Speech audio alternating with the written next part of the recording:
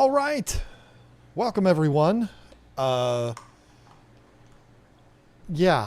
just like always, some drama prior to starting up the stream tonight. Quite literally, like 5 minutes ago, Lisa called me and said, Roxy just went pee and there's blood in it. Roxy is our beagle that has Cushing's disease and on a lot of medications. Thank you, Zen Ginger. And so she is going to be taking her to the 24-hour emergency vet, which of course means it's going to cost a fortune. And yeah, that throws a monkey wrench into tonight's plans. She was going to be with me tonight, but you know, it's one of those things where it's like, well, we do have the stream tonight. I mean, I could go too, but what really am I going to be able to add to that? So she's going to take her, and it's not something that I think we would automatically like, oh my God, she has to go to the vet right now if it was one of our other 3 dogs. But with it being Roxy and her issues that she's having right now, it's kind of important that we do that. I'm sure it's something minor. At least I hope it is. That's, you know, I am forever the optimist. But hopefully I don't end up ending this stream abruptly because I have to go there to the vet to be with her. I don't foresee that happening. Everything's going to be fine. As a matter of fact, Roxy has been doing so well lately. They upped her medication, and she's been a completely different dog. They upped her medication, and Lisa changed the food that she was feeding her for dinner, and it's just made her a completely different dog. So I really do think it's going to be something minor, and we're going to be good. If it's not, I will let you know. But thank you, Finsanity, coming right in off the bat, as if he hasn't thrown us enough support today. He comes in with gifting 5 memberships. Thank you for that, Joe. I did a live stream today. This is my second live stream of the day. I did one earlier today on the Money Pit channel, and Joe was in there and throwing super chats like he's doing now. Good grief, Joe.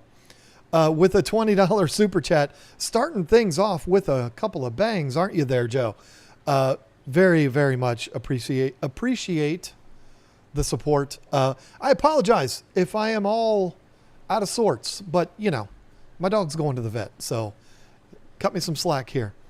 Do you think people in third world countries truly hate us? Okay, come on. Because we treat our dogs the way... Okay, sorry, I was reading that wrong. The way we do in a first world country being better than them, but still won't get... I don't understand where you were going with that. I'm not going to read that. I don't know where you were going with that. So we had a plan for tonight that was going to be the best live stream ever, but those plans got thwarted. Sorry about that. But we'll still have some fun because that's what we do. We always have fun. And let me just apologize. I know that the camera's a little crooked and you probably didn't notice it, but now you're not going to not be able to see it. And it's going to probably drive you crazy. But here's the thing. I haven't swapped this camera out yet. And this camera has been having some issues. If Lisa bumps it, or if I move it, or I do anything, it freezes and I end up like this for 5 minutes, or like this, or whatever. And so I didn't want to touch it. I want to, you know, I'm just like, hey, it's a little crooked, but that'll be fine. Hopefully it won't drive you too crazy. The dog thing getting pretty ill is way, way too close for me. Hope the pooch is okay. Yeah, you know what? She is, she's an older dog. She is battling a pretty serious health condition. Oh, my least favorite thing in the world to do, but that's what I do the second I start walk into this room. I start sneezing because of cats. Anyway. Yeah, I don't want to talk about Roxy because it's just going to completely freak me out. And I'm not ex-Cali. It's not funny anymore. It's getting old. Come on now. I have about 60 pounds of rock in the bottom of my 55-gallon. So here's what we got to do, folks. You are going to be steering the show today. Are they leaving now? They're going to be the first ones in the door. The emergency vet opens at 8 o'clock, and it's about 45 minutes away. So I would imagine she probably is leaving now. So here's the thing. I just ran into something in this tank here right before the stream started, and I wanted to mention it because it was terrifying, but it was also hilarious. And I think it's my brain just not working right now. I looked in the tank and, I was getting ready to start the stream and I stood up, I went to the bathroom and then I was standing here looking in the tank and I was like, I'm looking at my Bichers, call them whatever you want to call them. I'm looking at them and I'm like, where's Draco? I have 3 Bikers. 1, 2, 3. This is Crab, Goyle, and Draco. I couldn't find Draco to save my life. And when I'm standing here looking in my tank, I don't go, hey Draco, hey Crab, hey Goyle. I only call them that when I'm on the stream here or when I'm doing a video or whatever it is. But for the purposes of explaining this situation that happened, I'll use their names because that way you know how to differentiate between the two. Goyle is a Lepradi biker because he looks like a gargoyle. Crab is the N with definitely the most personality out of the 3. And then Draco is the big, mean looking, but he's not mean, gorgeous, ornate biker that's right there. I'm looking in this tank and I'm just like, where's Draco? Where is he? And I'm looking around the bottom. I'm looking around. I'm looking at like, oh my God, did he jump out? Where is he at? I have my face this far from the tank. I'm looking in. That fish was no more than 6 inches away from my face. My eyes were looking everywhere but directly in front of me. He was sitting there looking at me like, hey, what's up, mudblood? I mean, I'm just like, how did I not see you? You were right there in front of my face. It was weird.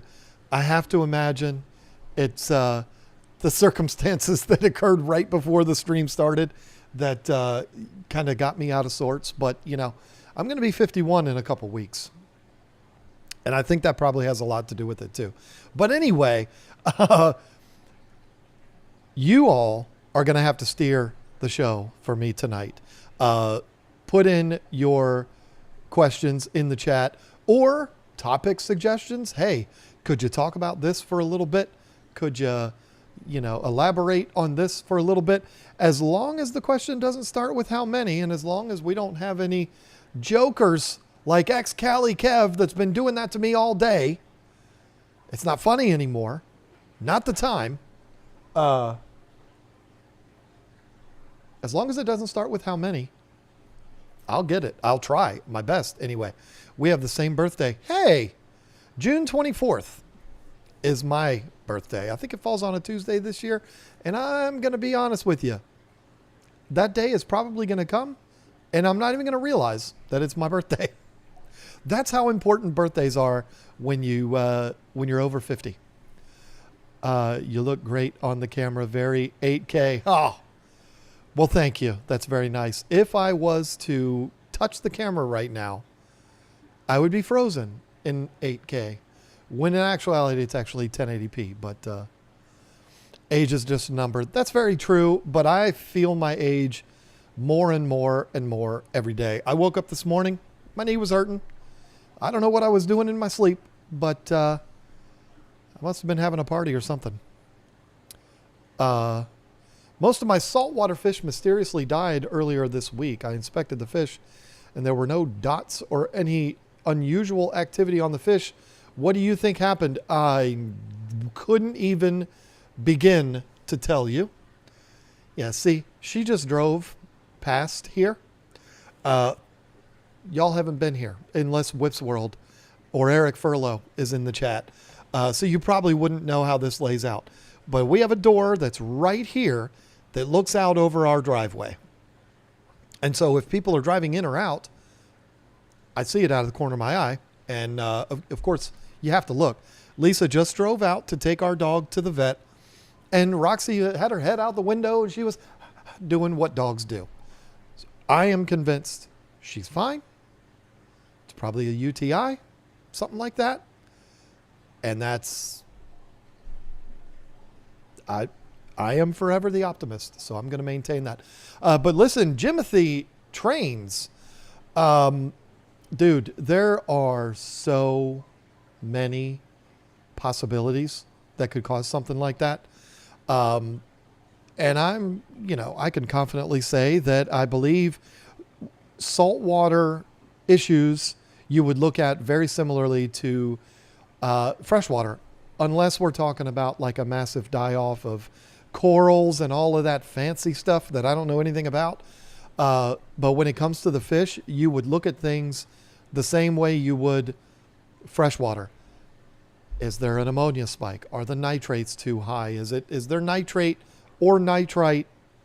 Wait a minute. Is there nitrite or ammonia in the tank? Even a small amount. And saltwater fish are particularly more sensitive than freshwater fish are. Those are the things that I would look for right away. With a mass die-off like that, which you didn't say. I mean, you just said most of your fish. You might have only had 3 fish in there. But if you have a multi-casualty event, it's almost always ammonia related or oxygen related. Meaning there's something bobbing around in my saltwater tank that's driving me crazy. I don't know what it is. It's not a fish carcass because I see them all. I don't know what is bobbing around in there. It's driving me nuts. Oxygen related, meaning you could have the flow of your water has slowed down dramatically. There's not enough movement, and so therefore not enough oxygenation of the water. Ammonia spike, or a combination of the two, or one causing the other. Those are the first things I look for. Make sure the filters are fully operational. Make sure the flow is up, good enough to provide oxygen in the tank. And other than that, particularly with saltwater, I'm not sure what to tell you. I apologize. My Oscar passed away yesterday. He had Popeye, Canaplex, and aquarium salt didn't work. Oh, I am sorry about that. That is something that can occur that is so close to the eye, or is the eye and so close to the brain. It can be devastating. Sorry to hear that, especially when it comes to an Oscar. It's sad for any fish, but an Oscar, dang it, that makes it worse. Yeah, the Hang On Back Aquamax 1.5 skimmer sounds good too, or the octopus skimmer. All right, I don't know what you're talking about, so I'm going to move past that. I'm selling one of my... Okay, people are talking to themselves, and I'm not part of the conversation, so I have no idea what y'all are talking about. How many questions does it take for John to flip out and end the stream? I have a cat with autoimmune issues and many UTIs. Yeah, I'm really hoping that's what it is. I'm going to cross my fingers. How many Johns can I add to a tank? Now, y'all, it's getting to be too much now. Y'all can't break my balls and not expect me to break yours right back. Especially when your name is Mike. Dramatic pause. Hunt. The water was great, and I tested it twice. I had 8 fish. Now, see, Jimothy, I've said this so many times on this stream, and I'm not being mean to you. That's what everybody says. When there is a problem in someone's aquarium and they have fish die off, everybody says, everything's perfect. But here's the thing. It's impossible. I'm not coming down on you. I'm just giving you, telling you like it is. It's impossible to have a mass die off of fish and everything in the tank is okay. That's just not possible. That's like having 20 people in a room and everyone suffocates and dies in the room and saying, but there was plenty of air in the room. Well, obviously there wasn't. If there was, the people would not have suffocated and died. I'm not saying your fish suffocated and died. I'm saying you can't have one and the other. It can't be true that everything's perfect, but your fish died anyway. Something's wrong. I'm not saying your tests weren't right, but I've been in this game a long time, and I've been on social media a long time.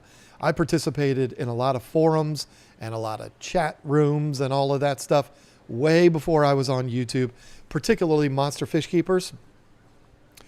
And I cannot even count how many times there was an issue with someone's aquarium that started out with, I tested my water, everything's perfect, but I still have these problems. And then you investigate a little bit further and you're trying to help the people, not saying this is you, but trying to help these people. And it turns out, no, they never tested the water. They just looked in it and they're like, well, it's clear. Not saying that's you. Just saying, cannot count how many times that happened. I'm moving soon, so I'm in no rush for this. Well, that's good. It's your first good thing I've heard all day. But when I get settled, I was thinking of adding angels to my 75. Would they do well with my swordtails and mollies? Is there a dwarf cichlid? There's plenty of dwarf cichlids, or cichlids that are just really small, like the acaras are pretty small. They're not tiny, but they're not huge either. Rams are very small. You got plenty of choices when it comes to small cichlids. And putting angels in a 75 gallon, are you kidding me? That's perfect. And that's so much better than what most people do.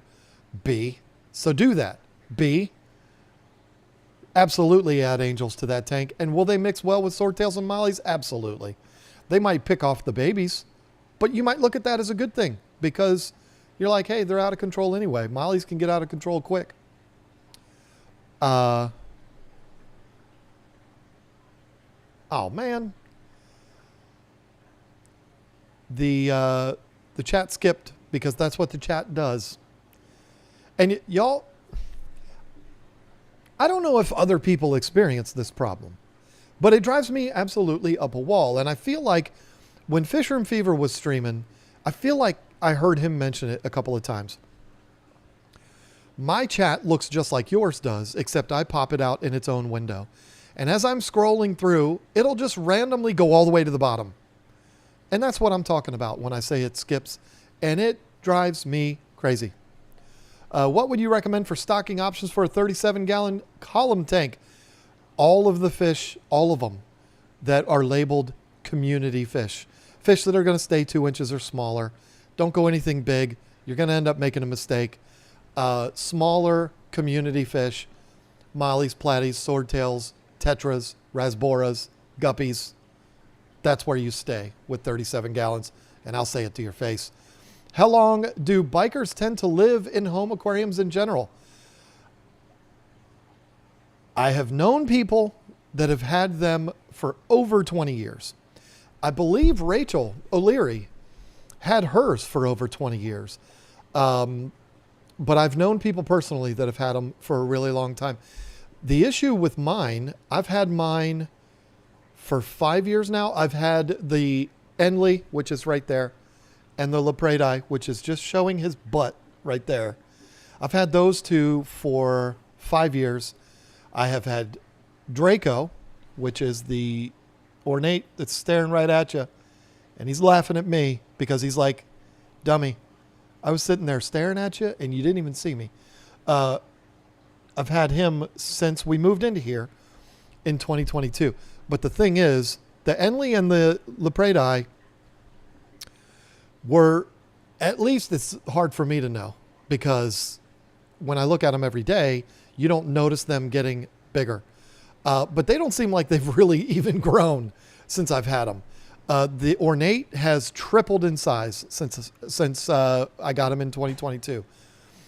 The point I'm trying to make is bikers, with the exception of ornate bikers, it's common knowledge with bikers that they're very slow growers, even slower than frontosas.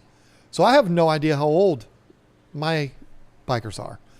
They could be 10 years old right now. I don't think they are. They're probably a couple years old when I got them. A lot of times you go into pet stores and you'll see Enleys like this that are only like 3 inches long. They look exactly the same, but they're only like that big. Those are obviously babies, but to get from there to here takes years. And so they're very slow growers. They are fed well. They have an 8-foot long tank, and they just take their time. They ain't in a hurry to do nothing. So what was the original question again? How long do they live? The books will tell you they can live up to 30 years. If I got a biker, as soon as I started in this hobby and still had them, I'd be able to say that that's accurate. But I've had those for 5 years. Oh, not gonna answer Leo because he's doing what Leo does. Gonna miss next week. Going on a cruise for the 25th year anniversary, giving my axolotl feeder fish, that I've quarantined to keep fed while gone 10 days. Feeling guilty. You know, I don't know the first thing about axolotls, so I don't know if that is, you got nothing to worry about or not. But I do know something. This one will blow your mind. Got to tell a business story here. So, not going to name names, but you know, every once in a while we have a situation arise. It's out of our control. There's nothing we can do about it. You know, it happens and people get upset, and I get upset too because it's not my fault. I am the first person that will admit when something is my fault. But if it's not my fault, I'm not going to, you know, what am I supposed to do? We shipped a customer 3 pink ram's horn snails. Lisa shipped them.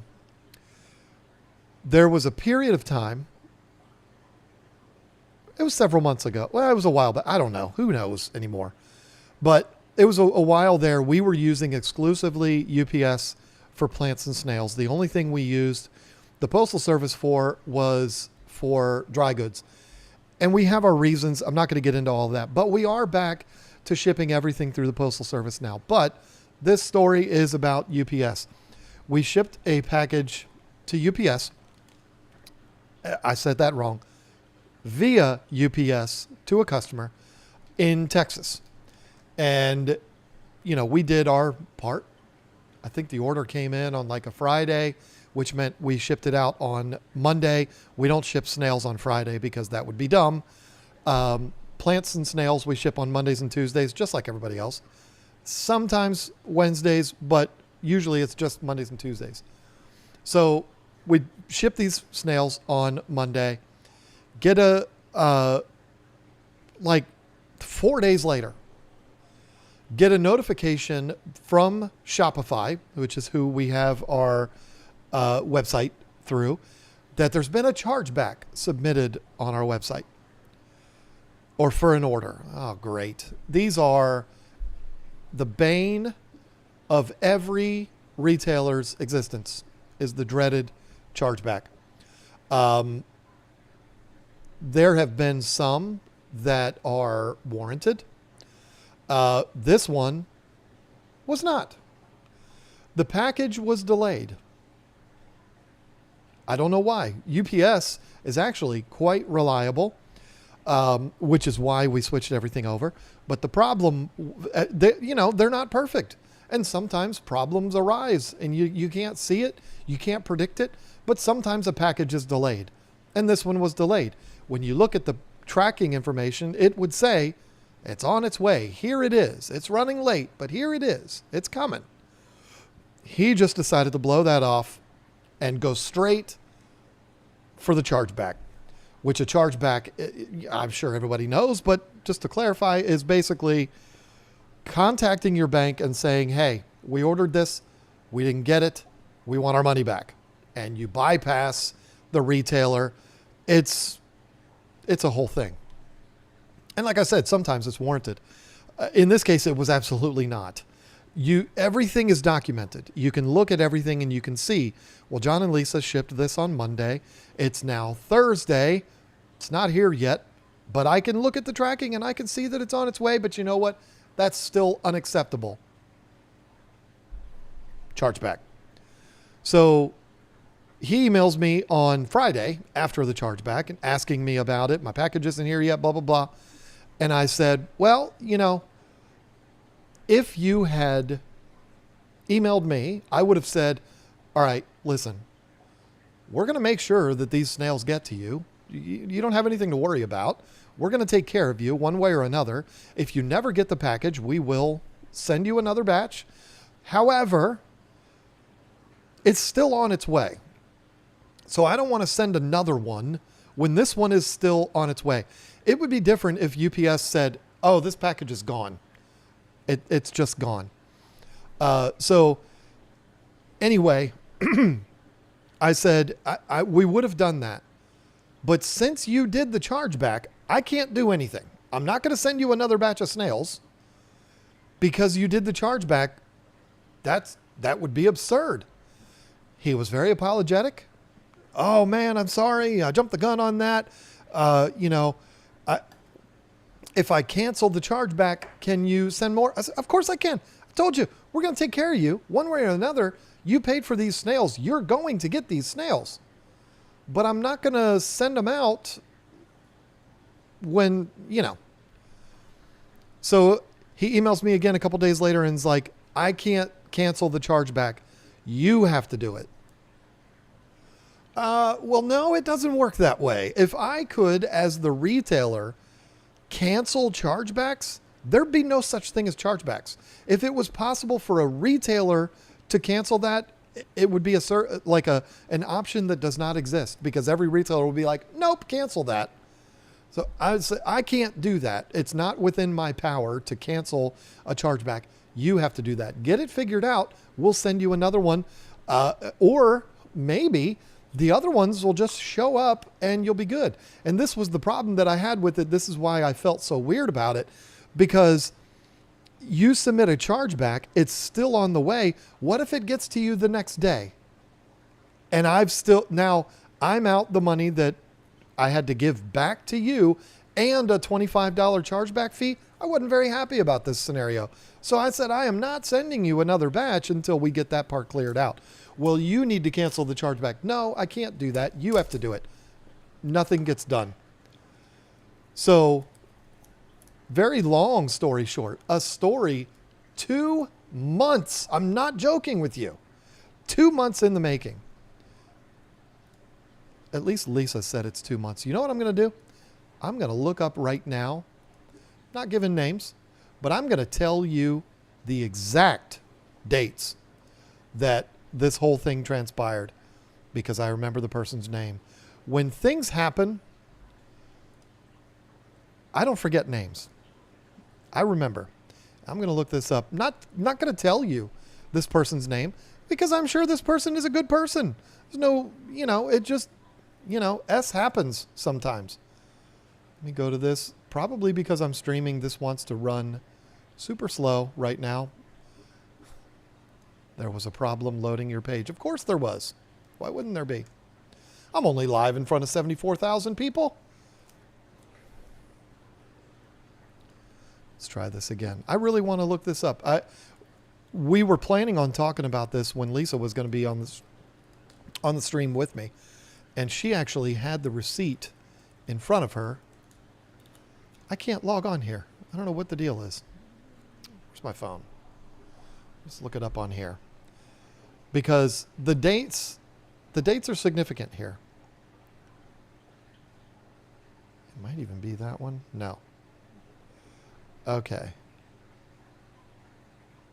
Haywood, last name, Jublomi.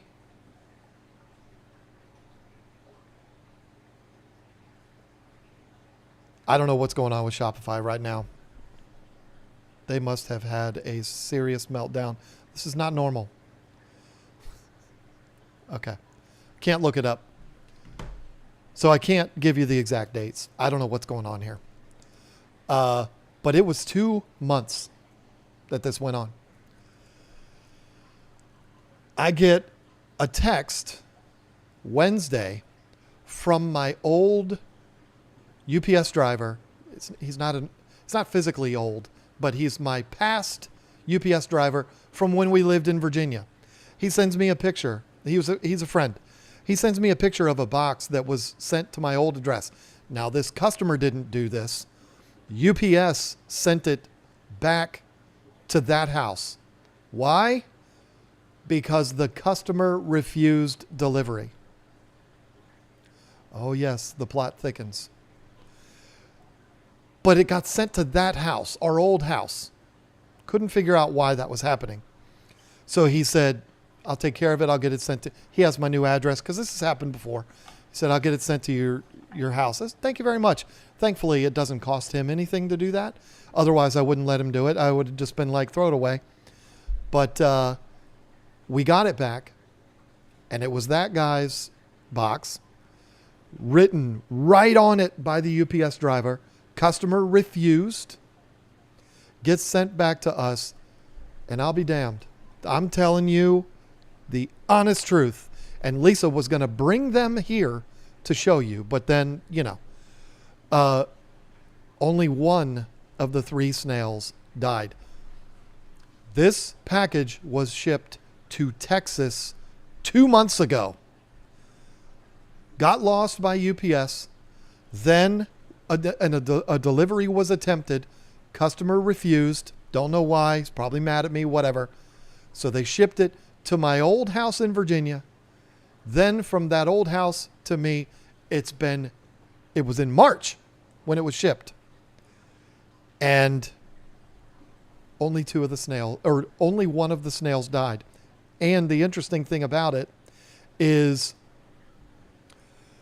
this is barbaric, but hey, listen, in a situation, you got to do what you got to do. The one snail perished in the bag. The other 2 survived by consuming that snail. So Lisa is taking care of those 2. She's got them in a tank all by themselves. And she is going to, pamper those snails. And she's not going to end up shipping them to a customer. But I'd really like to know what's going on with Shopify right now. But I thought that was an interesting story. 2 months. We've never had anything go that long. And if I had known, I was anticipating being home when the package got delivered back to us here, but I wasn't expecting it yesterday. I had to go yesterday to pick up plants at the airport. And while I was in that area, I went to a lumber yard to buy something for the house. And so I was gone all day, and that's when it got home. I had already looked it up. I already knew what the package was. I'm going to be honest with you. It's 2 months old. When I received it from UPS, I was just going to throw it in the dumpster because it's been 2 months. If it had been 2 weeks, I would have been like, all right, well, it'll probably be okay. We've had plenty of snails be in transit for 2 weeks. But 2 months? No, this can't be right. But here we are. 2 of them survived. And I was fully prepared to show you those 2 tonight. But It didn't work out. Sorry about that. But that is a true story. So my theory was true. Trying not to sneeze again. If that customer had just been a little patient and understood, we did our part. It's on its way. Yeah, it sucks. It's late. I just had a package survive. Show up late. An Amazon order. I know. Very hypocritical. Not fish stuff. Money pit stuff. And it was delayed by like 2 days for no apparent reason at all. Things like that happen. I don't get mad at Amazon for that. You know, not going to do a chargeback because the postal service or UPS is running late. You know. Anyway, we all handle things differently. A Hawk 65. Have you ever kept fancy goldfish indoors? Any opinions on them? I've never kept them in any way other than indoors.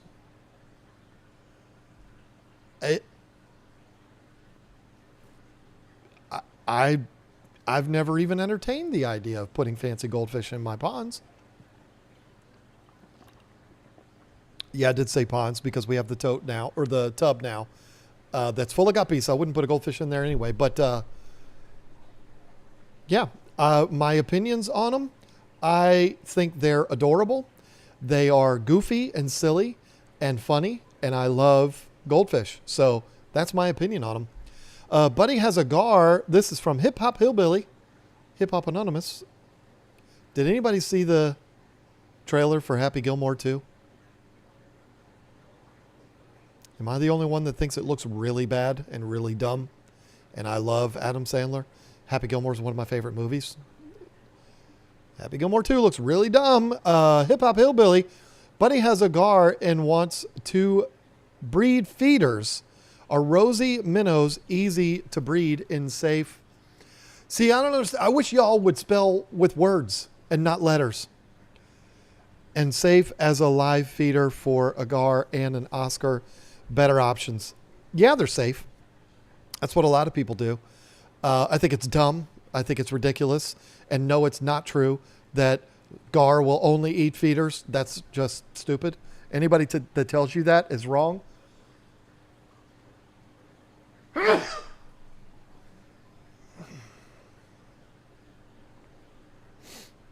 Looking at you, Carl. Anybody that tells you that there are fish that must eat live feeder fish, they're wrong. I'll say it to your face and I'll say it to theirs too. I wouldn't care if they looked like the Big Show. I would tell them to their face, you're wrong. There's never been a fish that I have not gotten on pellets. But if you have to do it, yes, rosy red minnows are a good choice. Guppies would be easier. Mutt guppies. I don't like it, but you asked for a better option. That's what I would do. If you insist, or your buddy insists on feeding live feeders, first of all, your buddy's making a mistake. But anyway, breeding them yourself, I think, is the right way to do it. And listen, don't start with me. Not you, Hip Hop Hillbilly. You know what I'm saying? Not anybody in the chat. Don't start with me that there are some fish that have to eat live foods. I'm not talking about Daphnia and baby brine shrimp and blackworms. And I'm not talking about that. I'm talking about live feeder fish, guppies, rosies, goldfish. Anybody that says there are fish out there that must eat those, that person is wrong. Period.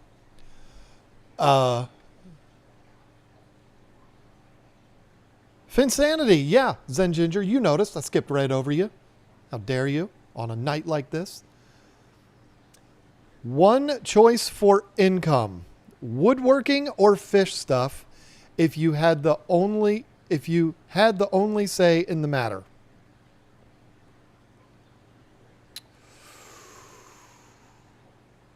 Depends on how. Oh man, that's you've asked me that before, Joe. I believe you asked me that in the money pit. Here's the thing. I've done both. So I know.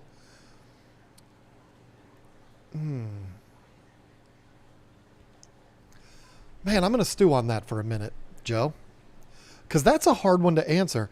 You can only make a living from one thing, woodworking or fish stuff. I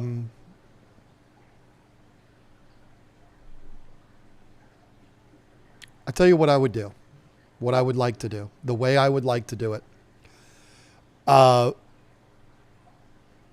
If I could go back in time to where all of my equipment didn't get stolen, if I still had all of my equipment, or I decided I'm going to start up a woodworking business again and I'm going to take out a loan and buy all of the equipment, I would do that. I would go woodworking. And the way I would do it is I would come up with something that I could build in larger numbers. I would build those things. I would sell those things. And that's all I would do. I would not build custom. I would not build, individual pieces for commission. That's too stressful for me now. Is the customer going to like it? Are they going to be upset? Are they not going to like the color? I'm past all of that, and I wouldn't want to deal with that. I would rather just have, here's a product. I don't know. Here's a product. You make a decision. Do you like it and want to buy it? If so, here you go. Please pay me $2,698. Or if you don't like it, piss off. Go buy somebody else's stuff. I'd rather it be like that. Like, this is what it is. But I would want to, the hard part would be coming up with something that everybody would want to buy. It's kind of like YouTube. Coming up with what video are you going to make that everybody's going to want to watch? You have no way of knowing. It's impossible to know. So you just make the video and you put your heart and soul into it and you hope people like it. That's what you do. That's what I would do with that. And so the item, whatever the item is, would be very challenging to figure out what that thing is. And it would take some trial and error. And it would take a while to figure out what that thing is. But that's what I would do. Leo's Aquariums and Reptiles. I bet you he's going to ask about the skimmer.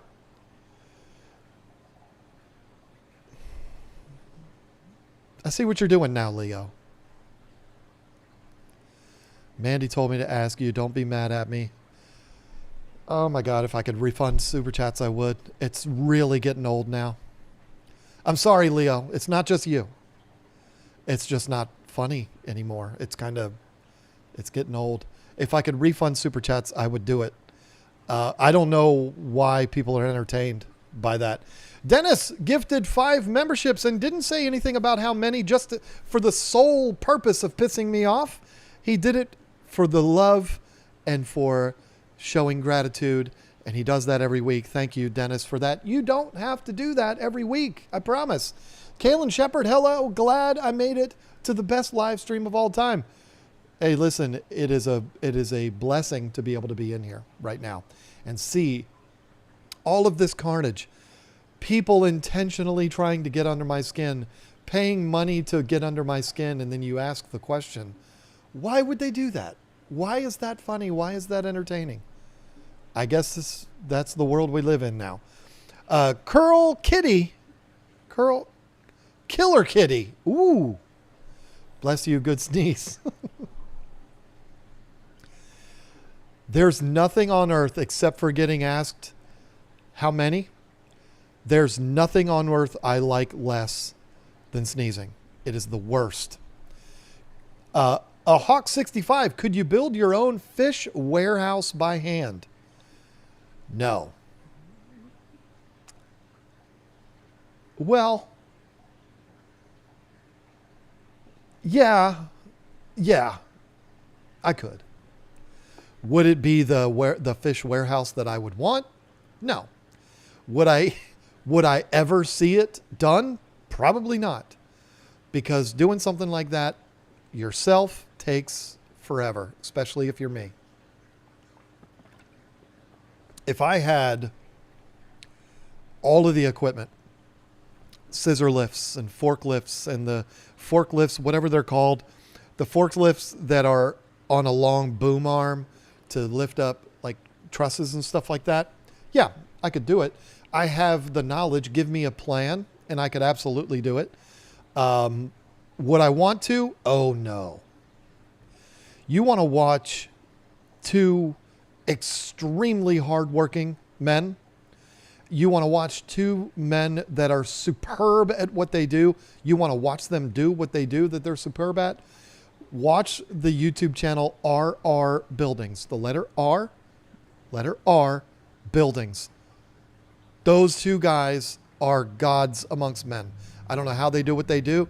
They build massive buildings, and it's just two guys. They have all that equipment, and they've built hundreds of buildings, so they're good at it at this point. They are incredible at what they do. And I would dare to say either one of those guys could also do it on their own if they needed to. But hopefully that never happens because they're a really, really good team and a lot of fun to watch. I wouldn't want to see them have to break up like that.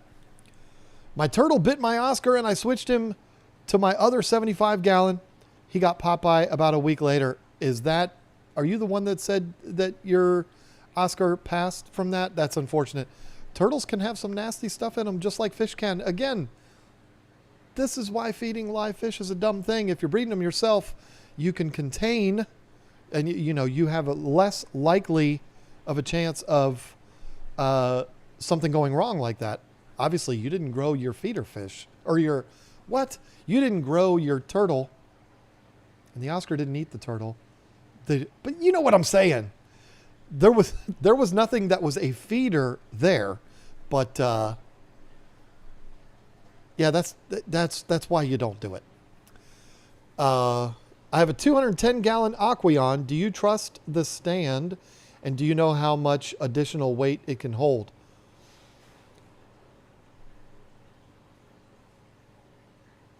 My answer to that, I don't know how much extra weight it can hold, but my answer to do I trust the stand may be controversial. And there may be some people that don't like my answer because there's hardcore people out there that look at big brands like Aquarium and they look at Marine Land and Top Fin and they poo-poo the quality of the products from those brands. I would tell you from the bottom of my heart, I would have absolutely no issue whatsoever trusting a stand made by Aquarium. In fact, I've got multiple of them right now as we speak and never had any problems. It's true. They're made from materials that are not as quality. They're made from things like particle board, which, particle board and a big heavy box full of water, maybe not the best combination. However, if the stand never gets wet, which is hard for an aquarium, but you know what I'm saying? There's never a problem. If it gets wet, then you're in trouble. Really any aquarium stand, if it gets wet, unless it's made of steel. This one here, get it wet all day long, ain't gonna do nothing. But if it gets through the powder coat, maybe rust a little. But, water ain't gonna hurt that. But a wood stand, if you have a stand made out of wood, I don't care if it's particle board, if it's solid oak or solid mahogany. If it gets wet, it's going to be a problem. So what's the difference? The Aquarium stands, as a matter of fact, I can confidently say the stand that Lisa and I just purchased back in December for a 125 gallon tank is an Aquarium. So what's that tell you? Yeah, I trust it enough to put it in my own fish house. Someday. It's sitting right, I can see it. And the tank is an Aquarium, I know for a fact, because I'm looking at the side of the tank right now, and it still has the cardboard sleeve thing on it. And it's Aquarium. And so I'm assuming the stand is too. I don't have an issue with it. Those companies are not in the business of making stands that collapse when you put water in the tank. If they did, they would be out of business. They're in the business of producing stands and aquariums in big numbers, selling them through big retailers, and making a bunch of money. So just because it's one of the big brands doesn't mean it's not a quality product. I would trust it all day long.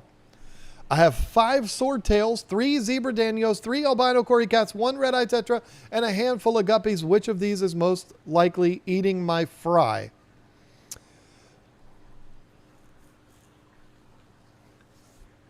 My vote would probably be the red-eye. But unless you catch them in the act, you'll never know. I've never seen a danio eat another fish. Swordtail's certainly capable of it. I would not put any money on the cory cats. I would put it red eyes, and it's discriminatory. It's probably wrong of me to do, but red eyes just look mean because they got red eyes. That's what makes them cool. I think they're awesome. I love red eye tetras, but I would put my money on the red eye because it has red eyes. What is the one fish you don't have and want to get other than the super red arowana?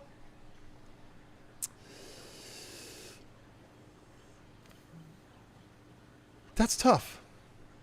That's a tough one. No, it's not. It's pretty easy. It's a black diamond stingray or an albino pearl stingray. How about this? A stingray. I love stingrays. Lisa and I have actually entertained the idea of adding a center of the room aquarium. And if I did, it would be exclusively for stingrays. It would be a wide square. I'll tell you what I would like to do is a carbon copy of what Joey did way back in the day. And I remember when he did it and I was like, oh, this kid makes me crazy because he does all the things that I would like to do. What Joey did is absolutely brilliant. He didn't break apart, but he dismantled 2 125-gallon tanks. He built a plywood bottom. I'm pretty sure it was a plywood bottom. And he took the front and back panels from 2 125s, put them together in a box, put bracing across it, and made that a stingray tank. And it was one of the coolest things I've ever seen. I would love to duplicate that, but not build it myself and not make it from breaking down 2 125s. I would rather buy one made to that size, which I don't even know how I would do because I don't think custom aquariums can do 5x5. I think the biggest they can do is 4x4. They could do like 5x4, but I don't think they could do a 5x5. I could be wrong. And that's not even 5x5. He broke apart 2 125s. So it's 6x6. And I can confidently say custom aquariums can't do that. So I don't know where I would get it from, but I would absolutely love something like that. Something that, 125s are not outrageously tall. This tank's 24 inches. 125s, I believe, are 22. But I've got 3 30-inch high tanks. And they're fantastic. But not for rays. I mean, they wouldn't hurt rays. But I would want something that is not as tall, but is really long and really deep. So the rays can do their thing. If that's not even an option, then even a really big tub would be cool. But the problem with that is once you get water movement going on in there, which you need for the rays, then the water's trickle. You know what I mean? There's like the current on the water, so you can't even really see the fish down on the bottom. So I wouldn't want to do that. I would rather have it be, and I'd want to go like, I know how stupid this sounds, but I would love for it to have like a 36-inch high stand so that I'm not having to get down on my knees to look into it. I would still need to bend over a little bit, but have it be as high up as I could get it, but have it only be, 22 or so inches tall, and like 6x6 for stingrays. That's what I would love to do. And I'd love to do it right in the middle of the room here, be able to look at it from all four sides, do the filtration going down through the middle. I would love it. I would love that so much. But I don't know if it'll ever happen. We'll have to see. This did it again. So let me scroll back up. You could create signature John Hudson tank stands. You know what a fish keeper wants, needs in a stand. Now, Jennifer Anderson, that is a great solution to that problem. Why? Because you're facilitating both industries. You're woodworking and doing it for fish keeping. That's brilliant. But I wouldn't want to do anything that big. Why was Mark Callahan talking crow about you? I don't know. I don't know that guy. I've met him one time. He kind of big time me. Maybe he heard me say that. And so maybe that's why. I don't know. I don't know why he would have a problem with me.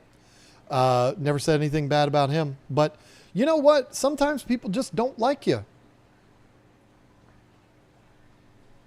I don't know what I've ever done to Mark Callahan. Met him one time, was really excited to meet him, had a lot of conversations with him online about working together and stuff like that. And when I met him in person, he was kind of like, he had no clue who I was. I was kind of offended by that. And this is not me big timing him. This was 10 years ago when this happened. My channel was very small. And his was too, and still is. But yeah, I don't know why he would. Y'all are going to get me in trouble. I don't know why he would have any problems with me. If I knew what he said, then it would probably make more sense. But I'm not trying to get into, oh, he said this, and now all of a sudden I've got drama with Mr. Saltwater Tank. What do I care about that guy? Why would I care about having drama with him? It's not even in the same realm as me. I talk about freshwater. He talks about saltwater. That's like having a beef with a reptile guy. Like, why would I do that? What good could come from that? It's not worth anybody's time. It's not worth Mark's time. It's certainly not worth mine. You did make a store, sort of small warehouse. Well, now the question to me before was, could you build a fish warehouse by myself?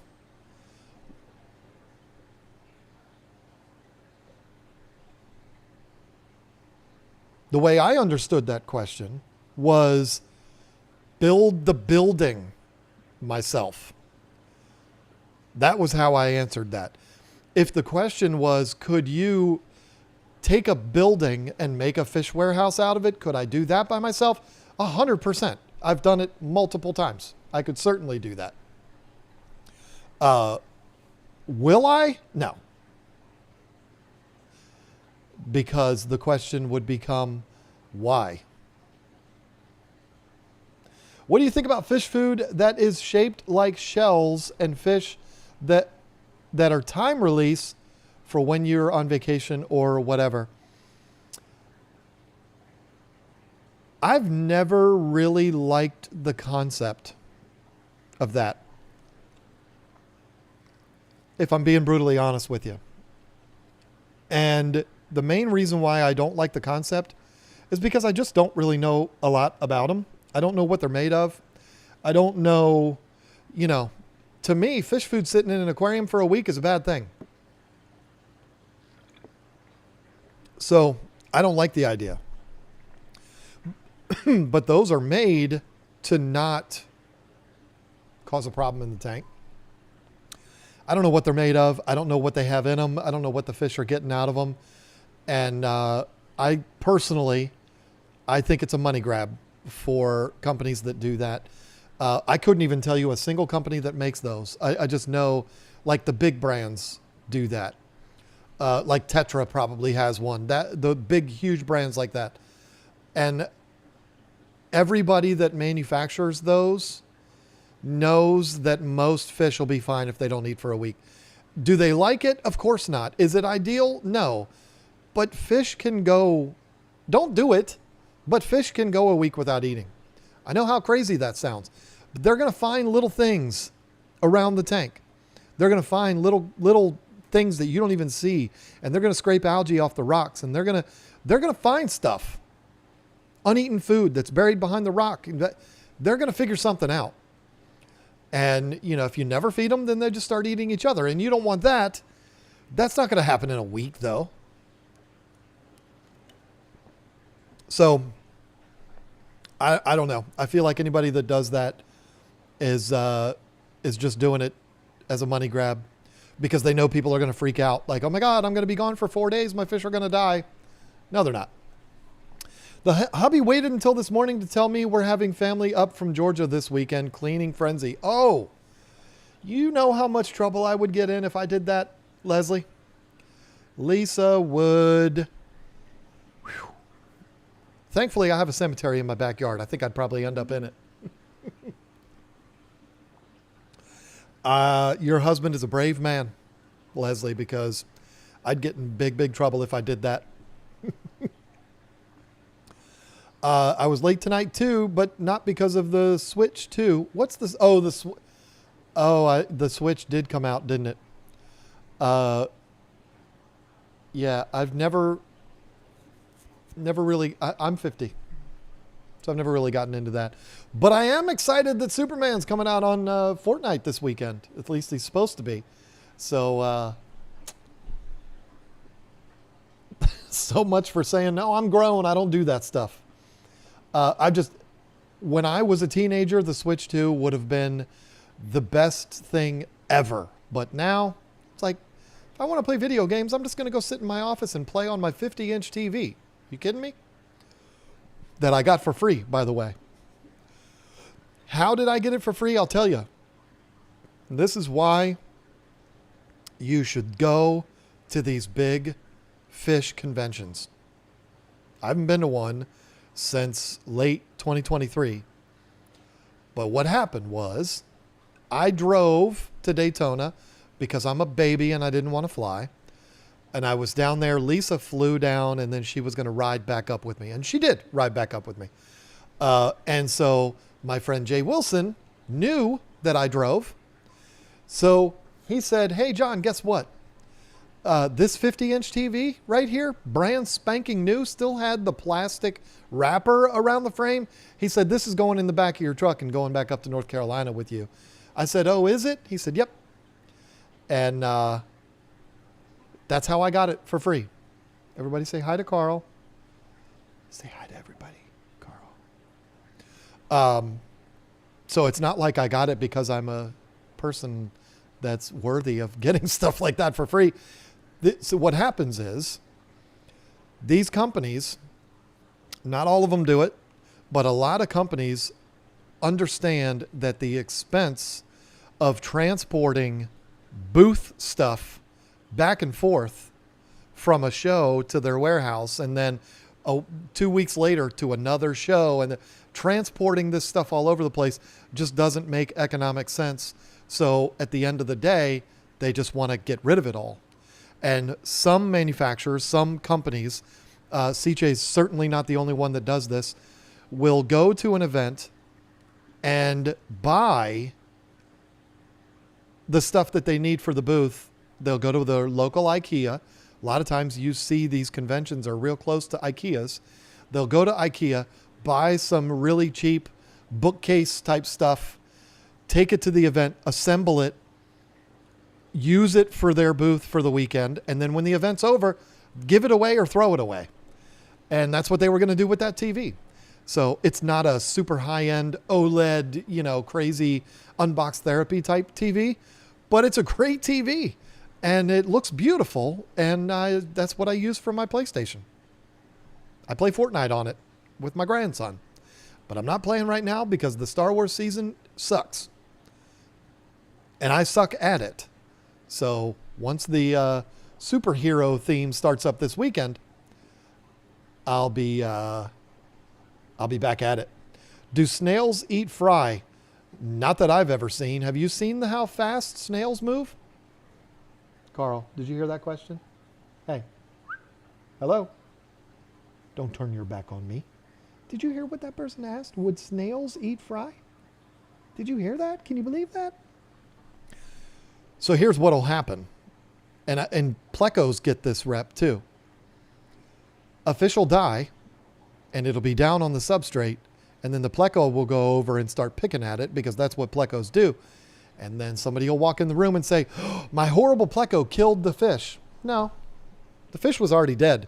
The pleco's just munching on it. Where are you going to go? Go that way. You walk over this way, you start stepping on buttons. We hung our TV on the wall, so I put my 55-gallon on a beautiful solid wood sideboard. My buddies were popping and running down the back. Unbeknownst to me, messed it up the first week. Ooh! That's brutal.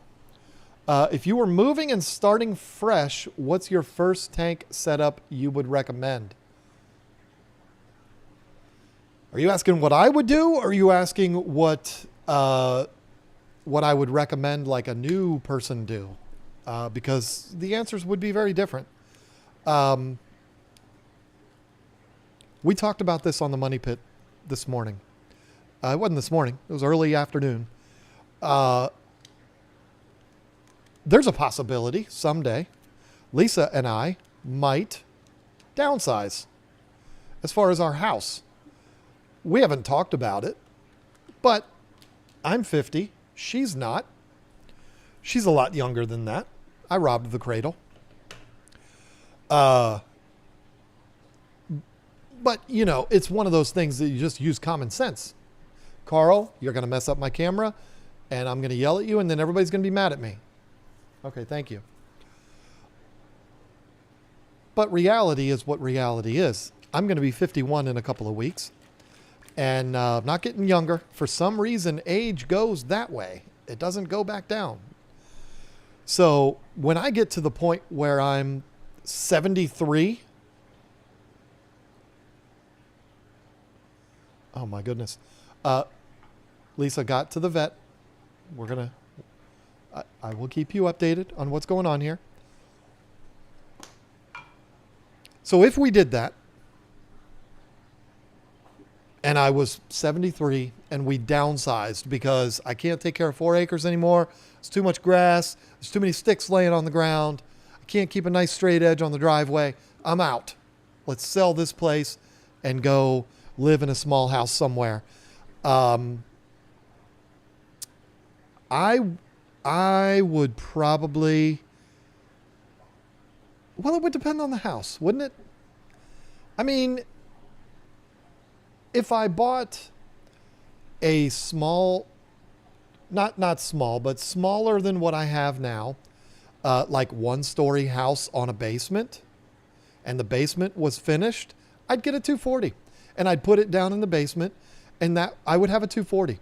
So I would just sell 2 of these and keep the third. What would I put in it? I don't know. That'd be a fun problem to figure out.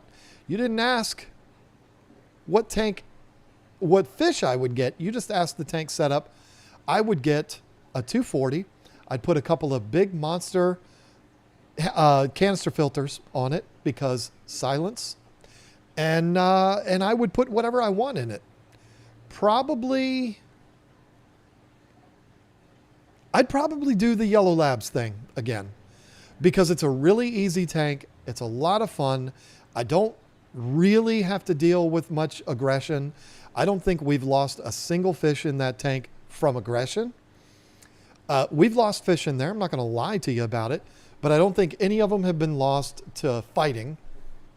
And it's just been a joy. It's been a pleasure. It's been fun. I'm not stressed out by that tank.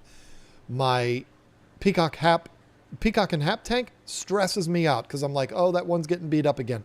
This one here doesn't really stress me out, but that's too big for my retirement tank.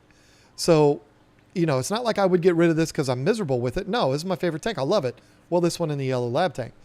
So it's not that I would have anything against this tank. It's just, it takes a special place to fit that in. So yeah, it'd be a 240. It'd be in the basement, and I would absolutely love it. And that would be that. I would probably set up because I'm 73, I would probably set up a water changing system of some type. I'd be retiring, so I'd have plenty of money, you hope. And so I would be, putting in plumbing that I can drain the tank without even touching it and refill the tank without even touching it. All I would have to do is feed them. And so that's what I would do. Gee, Jay gives you that TV, then you send him to the ER. In my defense, yes, that was after. The show was after. So that just shows you that Jay's not mad at me for that whole blowing apart his face and sending him to the emergency room thing. That's what happens when people run their mouth and they start saying, where's my badge? And they start saying, how many? Haha, I'm asking you because it's funny. They get sent to the ER. I'm just saying, ask Jay. No, that was a total accident, and I still feel bad for it to this day. And every single time I see him, I talk about it, and he just laughs because he's like, dude, it's not that big of a deal. But anyway, yeah, he gave me the TV afterwards. And you know what? He didn't give me the TV because him and I are friends and all of this. I was in the right place at the right time. He was breaking down the booth. It was Sunday afternoon, and it was on this rolly stand, the TV was, and he's rolling it out. He got it all unplugged, and he's like, here, put that in the back of your truck. I mean, that's how it happened. If it had been you, he would have done the same thing. He didn't care who took that who took that TV. He just wanted to make sure he wasn't having to deal with it anymore. So their carnivore pellets are 10 millimeter and Extreme's Big Fella is 9 millimeter. No, Extreme's Big Fella is 3 millimeter, not 9 millimeter. You're confusing that with Monster. But we know what you meant there, Robert Johnson. The carnivore pellets are a bit more disc-shaped. It's absolutely true. I don't know where the question is that started that. You're half right there, Robert. You're confusing Big Fella for Monster, but you're absolutely right. I would compare the carnivore pellets to Massivore from Hikari as far as their shape goes, but it's Massivore without the stink. I am a big fan of Hikari. Love Hikari. Love their products. I think they make great products, and I'll say it to your face. I don't care. But I do not like Massivore. The fish love it, but it stinks. Unless they've changed the formula in the last 2 years, if you feed Massivore, your room ends up smelling like a massive dump is what it smells like. And I don't mean a landfill. I mean a dump. A man's dump after Mexican food and dessert. And a couple of beers. Not light beers either, which I wouldn't know, but I'm ready to do the jump to a 6-foot tank. No pace limitations. What size you recommend within reason? What? You said you're getting a 6-foot tank. Okay, so do you mean like 125 versus 150 versus 240? I don't know what the pace limitations means. The 240 is my favorite aquarium of all time. The measurements on the kind of standard 240 is like 72 by 24 by 30, give or take, depending on the manufacturer. It's my favorite tank. That big front panel is absolutely gorgeous. You can do so much with it. Would I put Oscars and Jack Dempsey's and, like fire mouths and green terrors and things like that in it? You betcha. Absolutely, I would. Would I put gar and arowanas and stuff? Probably not. I just probably wouldn't. But your South American cichlids, until you get to, things like dovi and jaguars and peacock basses and stuff like that, that would get, really should be in something bigger than a 6-foot tank. You've got so many options for a 240, and a 240 is a 6-foot tank. I know, because I'm sitting here looking at 3 of them, not flexing, just saying. Lucky guy, got 3 of them, and they're 6 foot. So that's what I would do. That's the one that I would recommend within reason. I don't know what that means, but snails will eat dead fries. See, B is already answering that. I covered that, but I'm sure this happened before I even did that. My tank still looks like tea water from my driftwood after 2 months. When should I expect this to clear up? There is no way of knowing. And this is why I'm not the biggest fan of real driftwood. It's beautiful. It's gorgeous. It's a little cheaper than the man-made driftwood like this. But you do have that problem. I had, and this is actually a pine saw? Pinsol? You can actually see this on YouTube. You can see it. I had a big giant piece of driftwood in this tank, 2 of them, for months, and the water was always dark, and I hated it. So I feel you. And to get that problem to go away, I had to take the driftwood out. Those 2 pieces of driftwood, guess where they are? They're sitting next to my pond, out of the water, and they look beautiful. But I would, first of all, I could never get them to sink. And second of all, the water it just looked like iced tea, and it drove me crazy. I'm not a fan of dark water. My wife, she loves it. Me, nope. Would you risk putting shrimp in an established betta tank with the understanding that there's a very good possibility that they could get picked off? Sure. I know. I just came across as a big jerk the way I said that, and I didn't intend for it to be that way. But that's the truth. Bettas will strike at an opportunity. If you keep them well fed, then that'll help. But I would kind of expect there to not be any reproduction of the shrimp, because the bettas will definitely pick off the fry. But you know what? What Lisa and I have done is, well, it's mainly her. I shouldn't take any credit for it, but it's like, you know what? I have a bunch of these shrimp, a bunch of them. I'm going to put these in there and we'll see what happens. And it's been okay. I have 60-gallon, nothing besides substrate, and wanting to get into planted tanks. I'm thinking about doing a planted angel tank. Do you have any recommendations? Are we talking about recommendations for plants? With angels, first of all, love that idea. You can't go wrong with any plants with angels.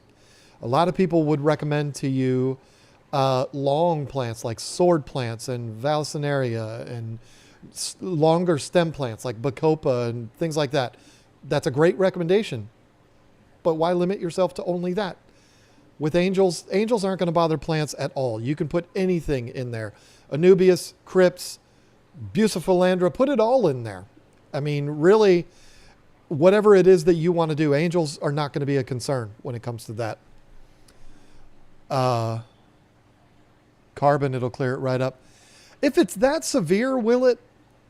I'm a supporter of carbon.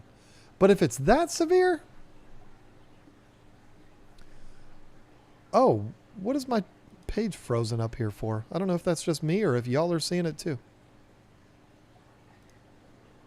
I know my numbers would have dramatically gone down if something happened to the internet. So now YouTube doesn't want to load? This is fun. I'm enjoying this. Let me just open this up here real quick. Pardon me.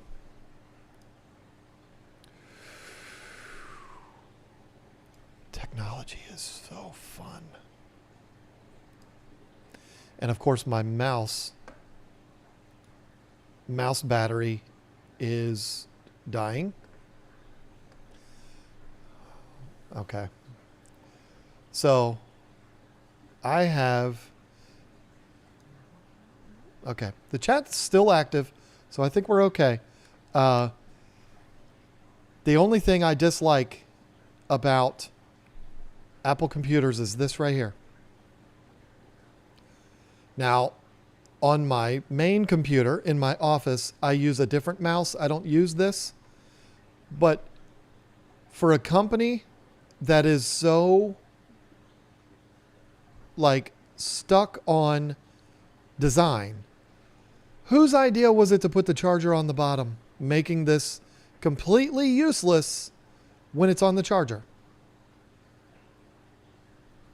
I bet you it wasn't Johnny Ives, and I bet you it wasn't Steve Jobs.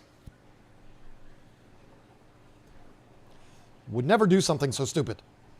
I told you not to be so stupid, you moron. I would be so proud if somebody was able to tell me what that is from, and you have to describe it perfectly. I told you not to be so stupid, you moron. Sit down, shut up. It's from somebody that back in the day was amazing. Now, not so much, but anyway, when it comes to tannins, in my opinion, it really depends on the fish I'm keeping, health, and especially their behavior. There are benefits to tannins, 100%, but I don't like it. I don't disagree that there's a place for it, but I'm just not, I don't like the look of it. I don't like the darker tanks. There's a lot of people that love it. My wife is one of them. They love that look, and that is what it is. But I'm not a fan of it. Howard Stern, you're right. Old school Howard Stern. I think Howard's kind of lost his mind. But then again, I guess a lot of people could say back then he had really lost his mind. But I'm not going to lie to y'all. I still, to this day, if I'm watching something on YouTube or whatever, you probably can't do it if you're a YouTuber and you use a clip of this, because you'd probably get copywritten. But whenever I hear Baba Booey, oh my God, I piss my pants. It's so funny to me, and I don't even know why. I listened to Howard Stern when I was a teenager on construction sites. It would be on in the morning, and every time I heard Baba Booey, I would just die. And everybody would be like, what is wrong with that kid? He's the boss's son, so he gets to do whatever he wants to do. It's just the funniest thing ever, and I don't even know why. It is his father that says, I told you not to be so stupid, you moron. I know, yeah, it is. But it's from the Howard Stern show. You're right, Jen. Same as the phone charging port. Why on the bottom? Should be on the top, so you can still use the phone. Yeah, and another thing I don't understand, I'm an Apple guy. I love Apple. But almost every Apple charger I have gets messed up right there. And I've never understood why. Let's see if I can scroll through. Okay, if people keep saying things like, it's slow again, I'm going to ignore those people. Because they don't know what that does to me. I'm not being mean. I'm just saying. I just can't. That is a pet peeve, Rosemarie. It's not your fault. I lost my mind in 2000 when I got a CDL and started driving a truck. I mean, when I had my furniture repair business, I was driving sometimes 400 miles a day. I know what it's like to be on them roads. It's terrible. I get it. Microsoft MX Master is the best. You're wrong, Marine Josh. Although, aren't you somewhere not in the United States? For some reason, I feel like you are in, like, maybe Australia or something like that. Maybe I'm thinking of somebody else. You're right. The MX Master is the best, but that's a Logitech product, not Microsoft. And that's the the mouse I use on my main computer, my editing machine on in my office is the MX Master, and it is Logitech. Mine is the MX Master 3, I think. Wonderful, wonderful, wonderful mouse. And you're right, much more ergonomical. Think they mean the chat, John, not the stream. Maybe. But it's still, you know, I'm a fragile snowflake. Is 44-gallon corner tank big enough for angels? It should be. I like to see them in 55s. 44 is like, well, you're doing better than most. But Melbourne, Australia. See, I can't remember so many things, but for some reason I could remember that. Ozzy Man Reviews, one of the goats. You want to talk about pissing myself just about every time I watch that guy. I can send you a lot of iPhone charging cables. I work for a cell service. Where do I send them? No, don't do that, Leslie. You've done enough for us. You're a huge supporter of the channel. We appreciate it very much. Don't put yourself out like that. That's very, very nice of you. Android T-Mobile here. Well, see, that's a problem, Rosemarie. You just lost all credibility with me. I'm joking.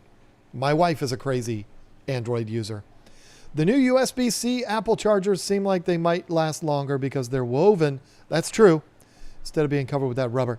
Very true. The only one I've gotten that braided cable on, though, is my watch. Other than that, all of my phone chargers are the stupid rubber ones. And I don't remember... I don't know why I don't just go buy more. It's not like they're super expensive. Do you remember where I live? Just curious. Is it Sri Lanka? No. No.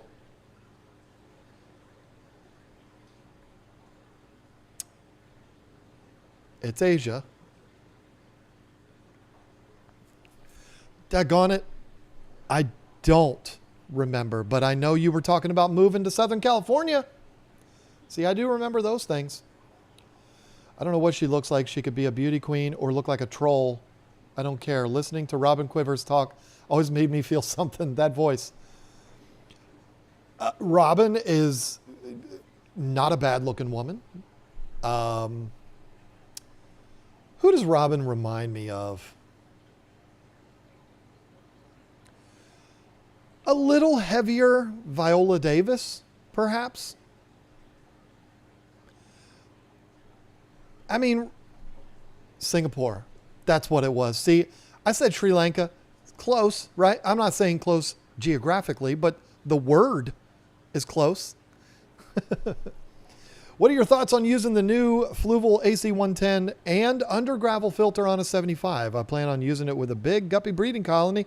Also, I plan on having Aquatop nursery boxes on the top of the tank, on the top tank, on, you know what I mean? I read that perfectly. I love that. I'm not a fan of under gravel filters. I think it's kind of, you know, it's old technology. And I'm just not a fan of all of that being pulled down and being stuck down in there. If we're being truthful, the AC110 should be all you need for a 75. The only conflict would be, you know, that's a pretty powerful filter. Guppy fry, they're small. They're not going to get sucked up into the filter because you have the pre-filter on it. But Singapore to Southern California. See, I got half of it right. And at least I got the first letter correct. Sri Lanka, Singapore, very different places, I know. But as a matter of fact, I don't even know where they are in relation to each other. Singapore and Sri Lanka could be right next door to each other. I don't know. I don't even know what I'm talking about right now. I started with Arrow out of Tulsa, then went to a small company in North Dakota. All right. Unboxed captive bred jumping spider. It was one of the coolest things I've ever gotten. You and I, Zach, we probably couldn't hang out. Because someone who keeps spiders is just not a sane person to me.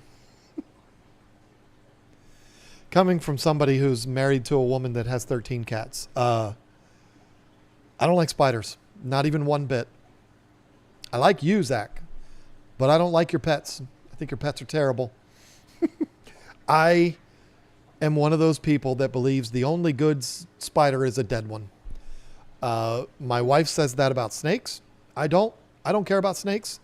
I saw a big one recently that scared Reacher. We were walking and she just jumped and a snake slithered off like a nasty thing that it is. I don't like snakes. I'm not going to buy a pet snake. My wife wouldn't let me, and I don't want one anyway. But I'm going to tell you right now, gun to my head and threaten to remove my manhood with a dull knife, Lorena Bobbitt style, unless I take a spider, I would say, well, let's get to work, because I will not have a spider. I love snakes, but not spiders. I don't even understand the appeal of a spider. Are they cool? No. Do they look cool? No. They look like the devil. I like Spider-Man, but spiders freak me out.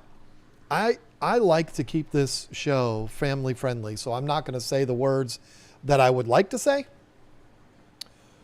But there's a lot of inappropriate language that I could use. Well, it would take 5 days and 8 hours to drive from Singapore to Sri Lanka, apparently. I believe that's where, that's what Whip's World just texted me, showed me the Google Maps. It's a long drive.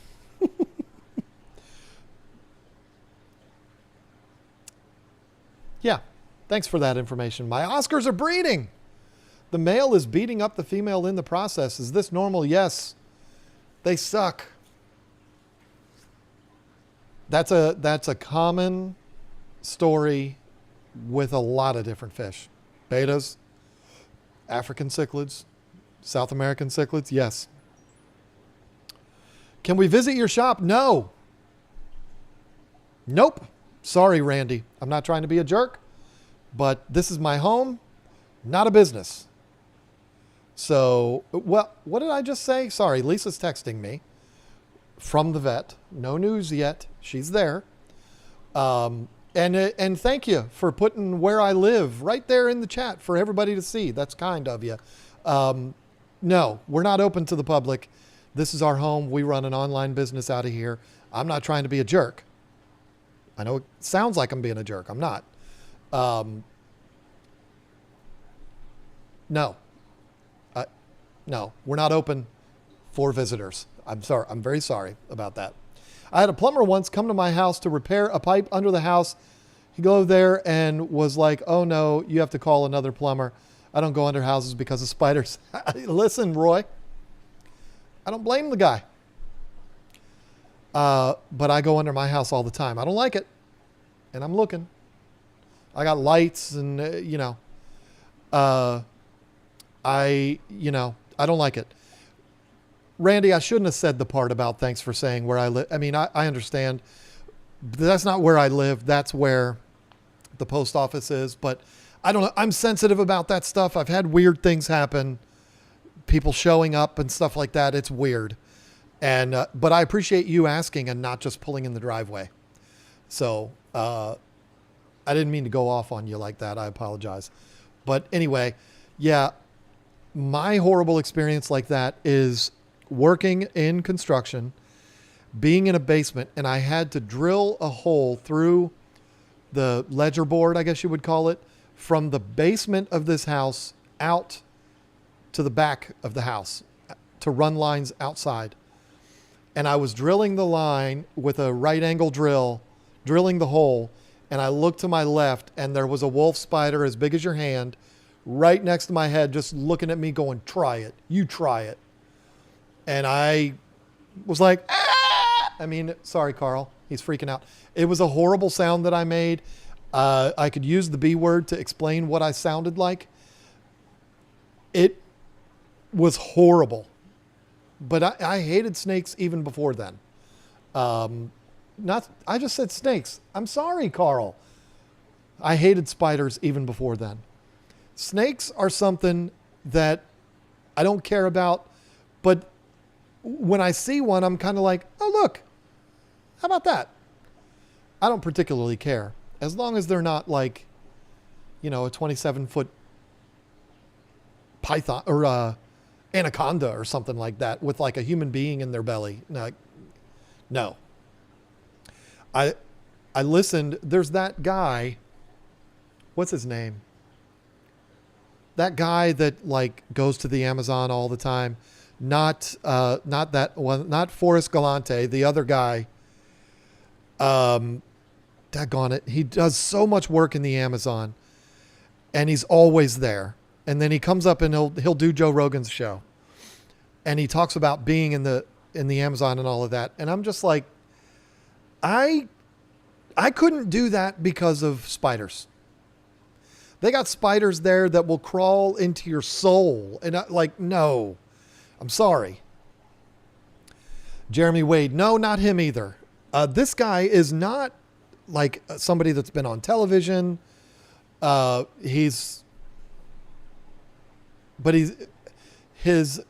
the one. Paul Rizzoli.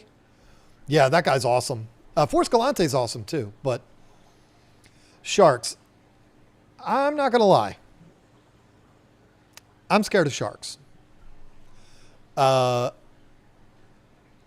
definitely scared of sharks. And the main reason is because you can't see them coming. You're just happy. Oh, isn't this fun? Isn't this cute? And then your arm gets ripped off. Like, I don't swim in the ocean because of that. I don't swim in the ocean at all because I don't want to get eaten by a shark. And I also don't like to not be able to see my feet. Now, please understand, I grew up in Virginia. So I grew up going to Virginia Beach, Ocean City, Nags Head, which I'm only an hour from Nags Head now. I live closer to Nags Head now than I did then. And the water is really gross in those areas. And so if you go in, you can't see yourself. I understand if you're, a lot of places on the West Coast, a lot of places down south. Lisa and I were in the Florida Keys in 2015, I believe it was. The water's crystal clear. And I went in the water there because you can see the bottom. In fact, I was in the water. It was only about 3 feet deep and a stingray swam by me. And I was like, oh, that's so cool. Look at that. Because I could see my feet. And if there was a problem coming, I could see it coming. And I could scream like a girl and jump up into the boat and everything would be fine. If I can see, it's fine. But like Virginia Beach, Ocean City, Nags Head, the water's trifling in those areas. It's horrible. You're probably going to catch a disease. You can't see where you're walking. You can't see what you're stepping on. My brother went to the emergency room when I was like 8 years old because he stepped on a broken beer bottle. I mean, it's just like, no. And that was in Nags Head. I don't like that. And I also don't like the idea that a snake or a shark can swim up and just eat my leg off and then swim away. Like, oh, well, I'm a predator. That's what I do. No. Can't do it. John is a 20 tall, too tall for a betta. You know what? Lisa would tell you that she doesn't like a betta to have to go that high up to get food. And it's understandable. We've kept a lot of bettas in 20 gallons and they've been fine. Framing everything under perfect, best case scenario might be a little tall for them, but they're going to be fine. And believe me when I tell you how many bettas there are, you could call them bettas. We can still be friends, that are in wine bottles. that are in stupid little Etsy projects and Pinterest projects and stuff like that. You put one in a 20-gallon tank, you are doing so much better than almost everybody else. Did you see the recent one where a great white went into a cage? Now see, listen, I could do the cage diving thing and have the sharks swimming around me. I could absolutely do that. In fact, I would love that. But I don't want to be swimming and no, not interested in that.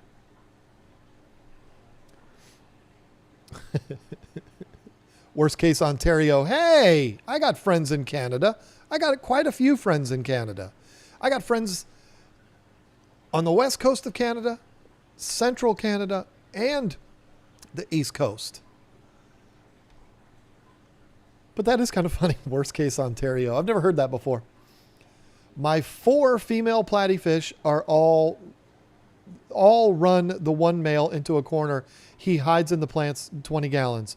Would more fish help, or he's never going to father platy fry? He might just be a beta. And I don't mean Siamese fighting fish. I mean, he might be a beta male. I could use another B word that is the appropriate word to describe a female dog. But again, I try to keep this G-rated. Sometimes the males they're just betas. They cry a lot and they whine a lot and they blame everything on everyone else. And they never produce. Get a couple more males. You'd probably be fine. It's a Rickyism from Trailer Park Boys. Okay. I love Trailer Park Boys so much. But I haven't seen every single episode. Bubbles is my favorite for sure. But I love Ricky too. Of course I do. And I love J-Dog. I'm going deep here, y'all. This is not a bad word. Not a bad word. And if you're a Trailer Park Boys fan, you know. When I play Fortnite with my oldest son, who's 30, if you've ever played Fortnite and you're playing with friends on a squad or on a duo or a trio, you'll say, people, meaning like, okay, there's people over here, let's go kill them. I call them maths. I'll say maths over here. Again, if you're a Trailer Park Boys fan, you know. There's 2 maps over here on me. And I don't even know if my son even gets it. Because I don't know if he's familiar with J-Dog. I don't know if he's seen Trailer Park Boys. It's his kind of humor. But bears scare me more than gators do. Alligators, I've seen one alligator in the wild, and I didn't like it. It was on a golf course. I've never seen a bear in the wild, but I would imagine not liking that very much either. Wildlife is scary. We've got coyotes here. We've got bobcats here. And my wife would be like, oh, kitty, I love you. She's never done that because we've never seen one. But I'm saying she would because she is her. Alligators, though, are scary. That's... One time I rubbed Randy's belly on stage at a show. Best day of my life. Oh, man. How fun. Gators are fine. Crocodiles are a whole different thing. Whip's World, you live in Chicago. Don't talk to me about that. What do you know? Sorry, I just gave away where he lives. Everybody docks Whip's World now. What do you know about crocodiles and alligators? About as much as I do, because I don't live anywhere that has them either. But no, they're both, if I see either one, I'm going to run away like Jack Sparrow. I'm out. I have no interest in sticking around to see what that alligator does.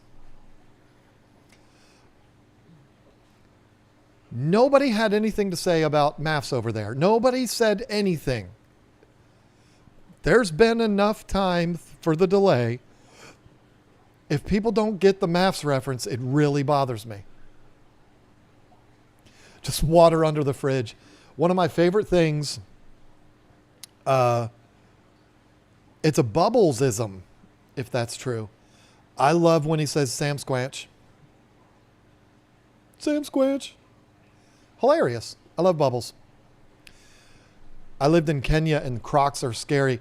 Yeah, I mean, Africa, y'all have got some animals out there, Jack. I mean, whew, freaking rhinos and crocodiles and big cats that, no, just no. There are, I've never seen one, but there's one in my neighbor's living room. Hey, this is North Carolina. We got a lot of rednecks here. My neighbor would describe himself as one of those.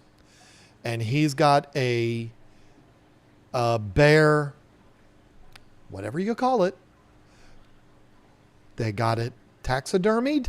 It was stuffed. The whole thing. And he shot it right out there. My neighbor that lives directly across the street from me owns the 75 acres that are directly surrounding my property.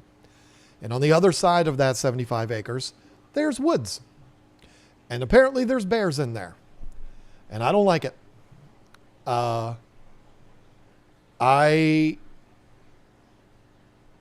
have never seen them, and I don't want to. Are you associated with Looks? Looks is the company that we use for reviews on the website.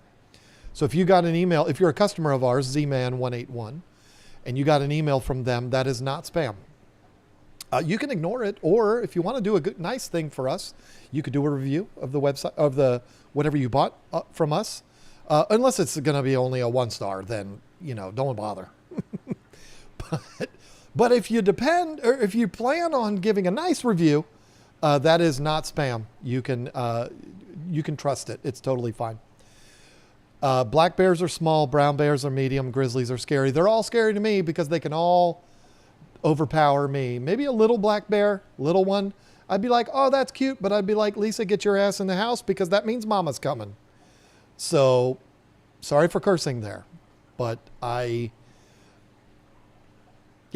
want no part of that. Not interested. I've touched 2 different wild gators in Florida. They weren't 12 footers, but they were 7 or 8, bigger than me. Anyway, never saw the American Cuban crocodile, just the monsters in Africa/Australia. Yeah, none of them are good to me. I don't care if a crocodile's 4 feet long. I'm not interested. Get it away from me. I like what Bentley says, hit the thumbs down twice. That's funny. Did the chargeback guy at least give you a good review after it was done? I don't believe so. He got his money back. It's bizarre. But no, I don't think he ever gave a review. He might have. Some people do that. They'll put up a review of the product and say it's bad because it showed up late from the Postal Service. It's like, is that fair? That's not fair. Little black bears have big teeth and claws, and they'll rip you apart. You know who else will rip you apart? This little lion right here. And what you're going to say is, oh, Carl's too sweet for that, and you're wrong. You are wrong. There are scars on members of my family from this cat's mouth, this mouth right here. He went through a little spell where he would actually make a sound. He'd be sitting next to you and you would hear him and he would go, meow, and he would bite you. And if you do that while I'm on camera, I'll be so upset with you because I'm your only advocate now. The kids are all gone. It's just me, you, and that lady that live here. And she calls you a jerk. I am your only advocate. You better be nice to me. Bite him back. See, cats, Cats are so smart, but they're also so dumb. You can't teach cats. I can't teach this guy anything. He does what he wants to do. Because guess what? That's what cats do. Yeah, you can train them as far as this is the time that you eat and, this is where you poop. He's pretty good about that. But if he decides he wants to chew on something, guess what he's going to do? He's going to chew on it. If he decides he wants to bite you, he's going to do it, and there's nothing you can do. He is cute, though, isn't he? Carl, look over here. Say hi to everybody. Look up here. Look. Hey. This way. Everybody loves you. They don't know. They don't know the real you. Alligators are quite docile and skittish. They're only aggressive if they've been fed by people or cornered. That's what that guy that I was talking about, which I've already forgotten his name, Paul Roseline, I don't know how you say it. I was listening to him talk on Rogan about seeing like a 30-foot anaconda. And I saw that right after another video from Joe Rogan, which was Forrest Galante saying there's no such thing as a 30-foot anaconda. It's kind of weird, differing viewpoints, I guess. But he was talking about snakes that way. I guess mainly anacondas. Like they're not interested in biting people. So, and he knew that. And when he saw this 27-footer, he jumped on it. And I'm like, you're a crazy person. But he's a crazy person for being out there in the Amazon anyway. Roxy update, have not gotten one yet. She sent me a video which I have not watched.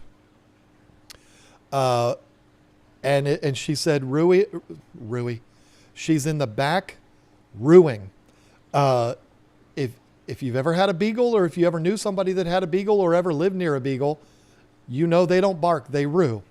And Roxy is a big time ruer, and she is relentless. She will not stop. When my neighbors came over the other day to bring us a bag full of squash, neighbors are a beautiful thing. We were sitting out on my porch talking. She has a young baby, 7-month-old baby. And so we were, oohing and ahhing over the baby, and we were talking, and Roxy was on the other side of the door ruing the entire time. And I was like, she'll do this all night. If we sit here all night talking, she would do this all night. So the video that Lisa sent is of a closed door. And I would imagine if I clicked on it, we would just hear boo in the background. And it's hilarious. But it's also annoying when it's, you're trying to get something done or whatever. I have 3 beagles. Pains in the hind end, but wouldn't have it any other way. They got big mouths, beagles, but they are the sweetest. Roxy, I adore Roxy so much, but she rues a lot, and I'm worried about her. Hopefully, it's been, nope, you're not going that way. It's been 53 minutes. Hopefully she knows something by now. Is a 100-gallon big enough for an Oscar and a Senegal biker with 2 Acaras? You betcha. That's plenty. And Mystic Pets, I'll say this. I've said it so many times, and I'll continue saying it. You'd be doing a whole lot better than what most people do. I've said it a million times. I used to go into 10 houses a day fixing furniture, and I would see a lot of aquariums, and I'd see a lot of Oscars in 10 and 20-gallon aquariums. So put them in a 100-gallon, you're good.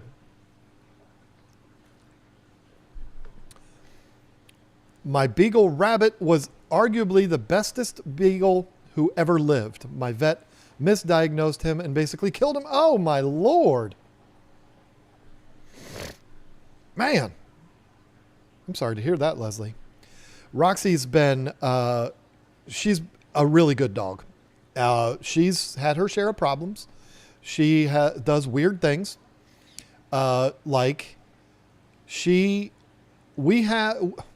We have our trash can for our kitchen in another room behind a door. And the reason why is because she will be protective over our trash can. Because what she wants to do is dig through the trash can and get out whatever's in it. And she's smart enough. It's one of those trash cans where you step on the pedal and it opens up and, you know. But she's smart enough to use her nose and nudge open the lid and get in there and eat whatever's in the trash can. And she has bitten my son-in-law, like pretty bad too, because he dared to try to put something in that trash can while she was sitting there protecting him. The other thing she freaks out over is pizza.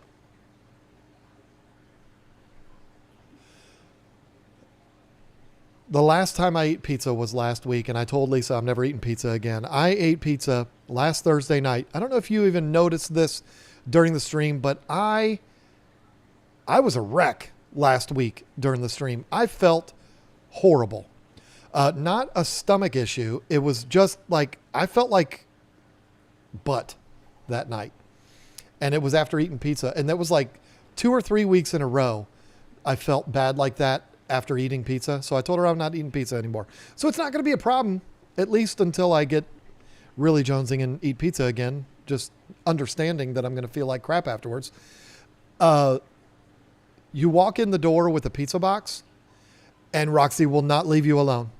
She's going to follow you everywhere you go. If I go into my office and shut the door, she'll sit there and scratch on the door.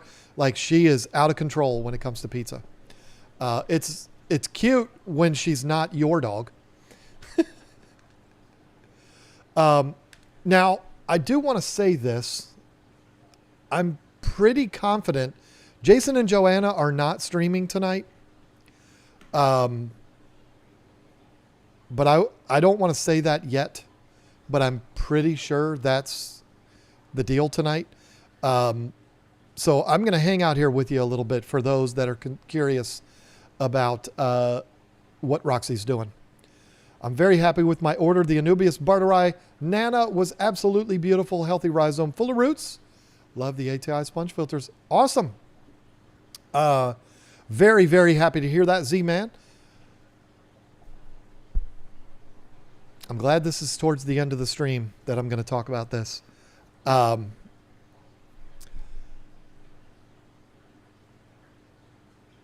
are getting an exclusive here. We might have to look into other distributors for sponge filters. Pizza, I thought you were off the carbs. I am off the carbs, but I would have one cheat night.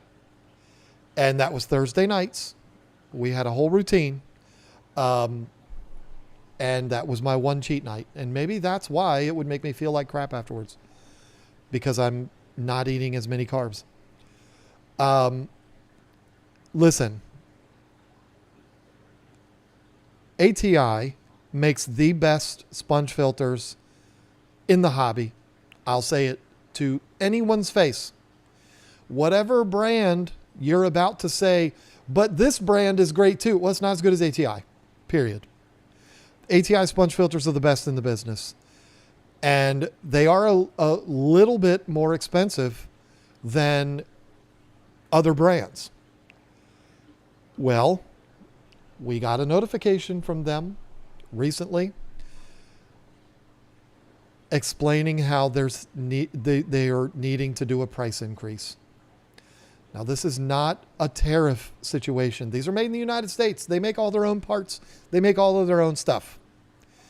They might source some of the materials from overseas. I don't know. But they said they have to do a price increase. I didn't freak out because I'm like, well, I mean, that's business. People got to raise prices every once in a while. I get it. I'm not going to yell at you until I saw that they doubled their prices.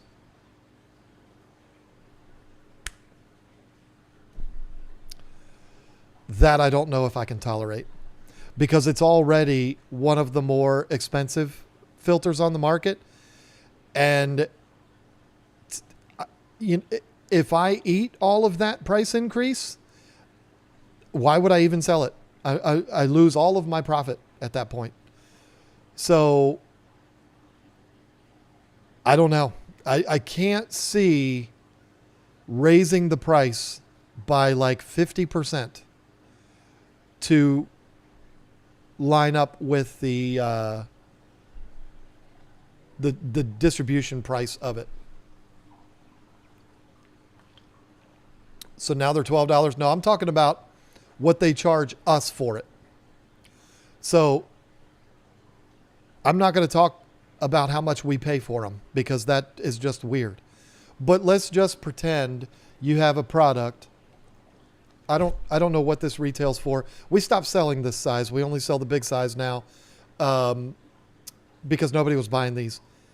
So let's say this retails for $10. Perfect world scenario. Does not work out this way all the time, particularly in the fish keeping industry. Best case scenario as a retailer, it would be that I pay $5 for this and then I mark it up to $10 and I sell it to you. Well, that would be the equivalent of getting a notification from ATI that says, well, these aren't $5 anymore. Now they're $10.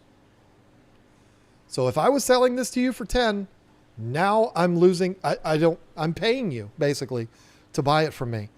And it's just too much. I was expecting when I first started reading it, Joey said double price is diabolical. It absolutely is. You're right.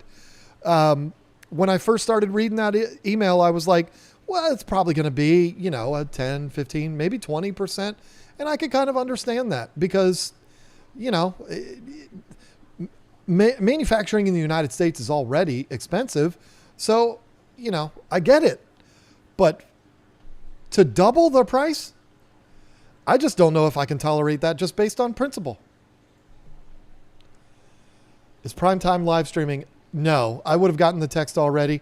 Jason's out of town.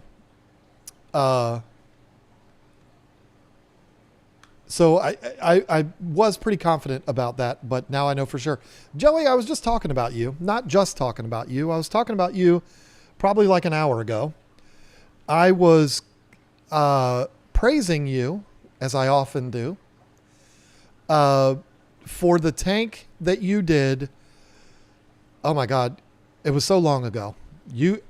When I tell you, you'll be like, oh, I know exactly. I know. That's why I'm saying it, Joey. You weren't here an hour ago. That's why I'm telling you that I was talking to you about you. When you broke apart the two 125s and took the front and back panels and put them together as the big 6x6 tank for your raise, and they were in that room, just the tank. That's all that was in that one room in your basement. Dude, that's one of my favorite tanks ever. Somebody had asked me, is there a fish that I could get, that I've never had? Like, what could I get? I mentioned two fish that I know you have. Well, one of them you have a variation of, black diamond stingrays and super red arowanas. I know you don't have the super red. I believe you have is it the red tail? Red tail something. Or maybe it's a different one. I don't remember. You have an Asian arowana and it's beautiful and I'm jealous. Oh, now you're texting me? I'm spilling the beans, Joey. You better send a super chat right now or I'm telling everybody. Oh, dude, that's nice. That's not nice. That's spectacular. That's stupendous. That is monumentous. It's beautiful. And I'm not just saying that because you're my friend. I mean that. That's something else. But that tank, the 6x6, you remember that one, you better. Oh, and he did it anyway. I was kidding, Joey. That tank was something else. And if it wasn't last minute, I would ask you to come on with me tomorrow. Jason has obligations. We were supposed to record podcasts tomorrow. I'm doing one with Jay Wilson. And then I probably am going to do one alone. If it wasn't last minute, and I know you're a busy guy, I would bring you on the podcast just to talk about that tank. I've never talked to you about that tank before, but that's always been my favorite tank that you ever did. I love that one. I mean, you've got, okay, your big giant 2,000 gallon, that's spectacular too, but I loved that square tank just in the middle of the room by itself. That was fantastic. I love that one. And I'm going to assume you had to break it down to get it out of that room, because I believe you built it in place. Of course you did. Who can carry a tank like that? The 6x6 tank. I have stories and pics no one has seen. Stories no one knows. Fails I couldn't show at the time. Oh no. Am I correct in my recollection that you built the bottom of that tank was plywood? Because where are you going to find a piece of 6x6 glass? Or did you glue silicone together a couple of pieces of glass? I don't remember. That's the only part I couldn't remember, what you did with the bottom panel of that tank. But I think it was probably plywood. But I loved that tank so much. And I was talking about, the reason why I brought it up is because I was talking about loving the idea of doing something like that right here in the center of this room. Did you see that? Y'all didn't see it. I told them, and you did that off camera. Nobody saw it. Carl just batted me. It didn't leave a mark. I was just going to do something really bad. I was going to act like I'm hitting him, but that wouldn't have been funny, because then people would have thought that I really did. He's right here, but I'm not going to do that. I'm not even going to pretend like I'm going to do that. I'll come build it. It'll take 3 days though. Oh man. The bottom was plywood. Rest was 2 used tanks taken apart. Yeah, I remembered that. Oh man. Don't start telling me that stuff. Just don't. We can't have that conversation right now. I would love to do that someday. I got a lot of projects that I have no choice but to be before that. The only thing I don't like about the idea for that project is the fact that yours was probably this way too. And it just is what it is. If you're going to do a tank in the middle of the room, you have to expect this. I would have to run power lines down from the ceiling, and I don't like that. I mean, I wish I would have gotten, I had this concrete poured in here. I really wish I had gotten outlets in the floor, or at least like a post sticking up out of the floor with outlets mounted on the side. I wish I would have done that. And I thought about it, or at least just getting the conduit run for it. But I just didn't do it. Everything was going on all at one time. It was my favorite build. I can't do it alone again, though. I'm too old and can't fit what I used to. Dude, you're 10 years younger than me, and you just got done in a boxing match. Don't talk to me about being too old for that stuff. I'm going to be 51 next year, so cry me a river. Not next year. In 2 weeks, I'm going to be 51. I don't want to hear it. But I would absolutely love to do that tank. I would probably not do the same filtration that you did in there, not because I don't like it, but just because I would probably just do canisters underneath it, a bunch of them, and just be done with that. Easy. Lucas knocked some sense into me. He had some good shots in there. You had some good ones too. Y'all had a battle. That was fun. I was super happy to be a part of that. That was a good time. And hey, listen, I love the idea of you coming down here. Lisa and Tamara can go off and do whatever, and we could build that tank. That would be amazing. But I'm not ready for it yet. I'll have to figure that out. But that would be really cool. And I got a wide open space for it. And it would be for stingrays. That's all I would care about doing it for.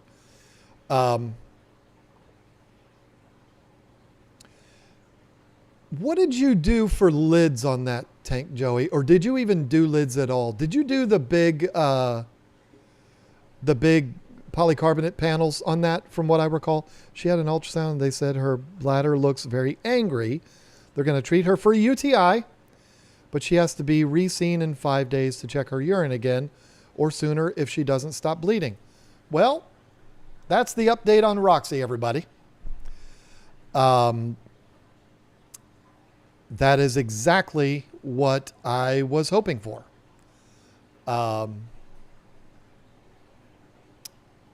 Because it could have been so much worse.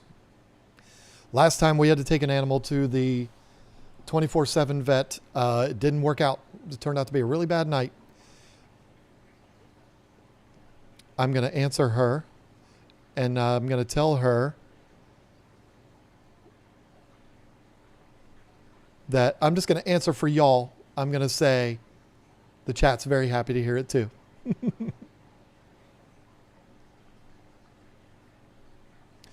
I'm assuming she's not watching, so she'll never know. It'll just be between us.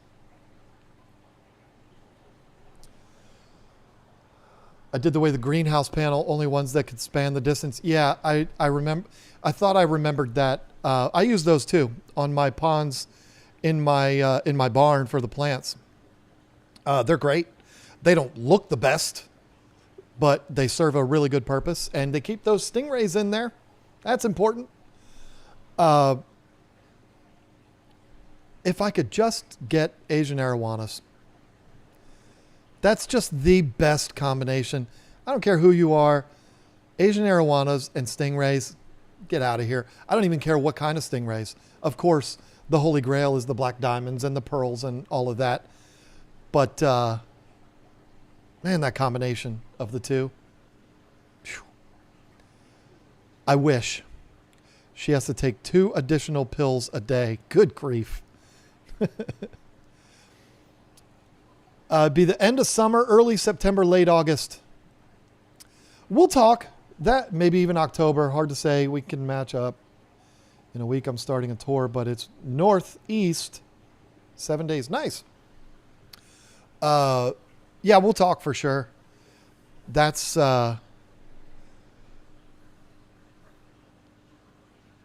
that might work out.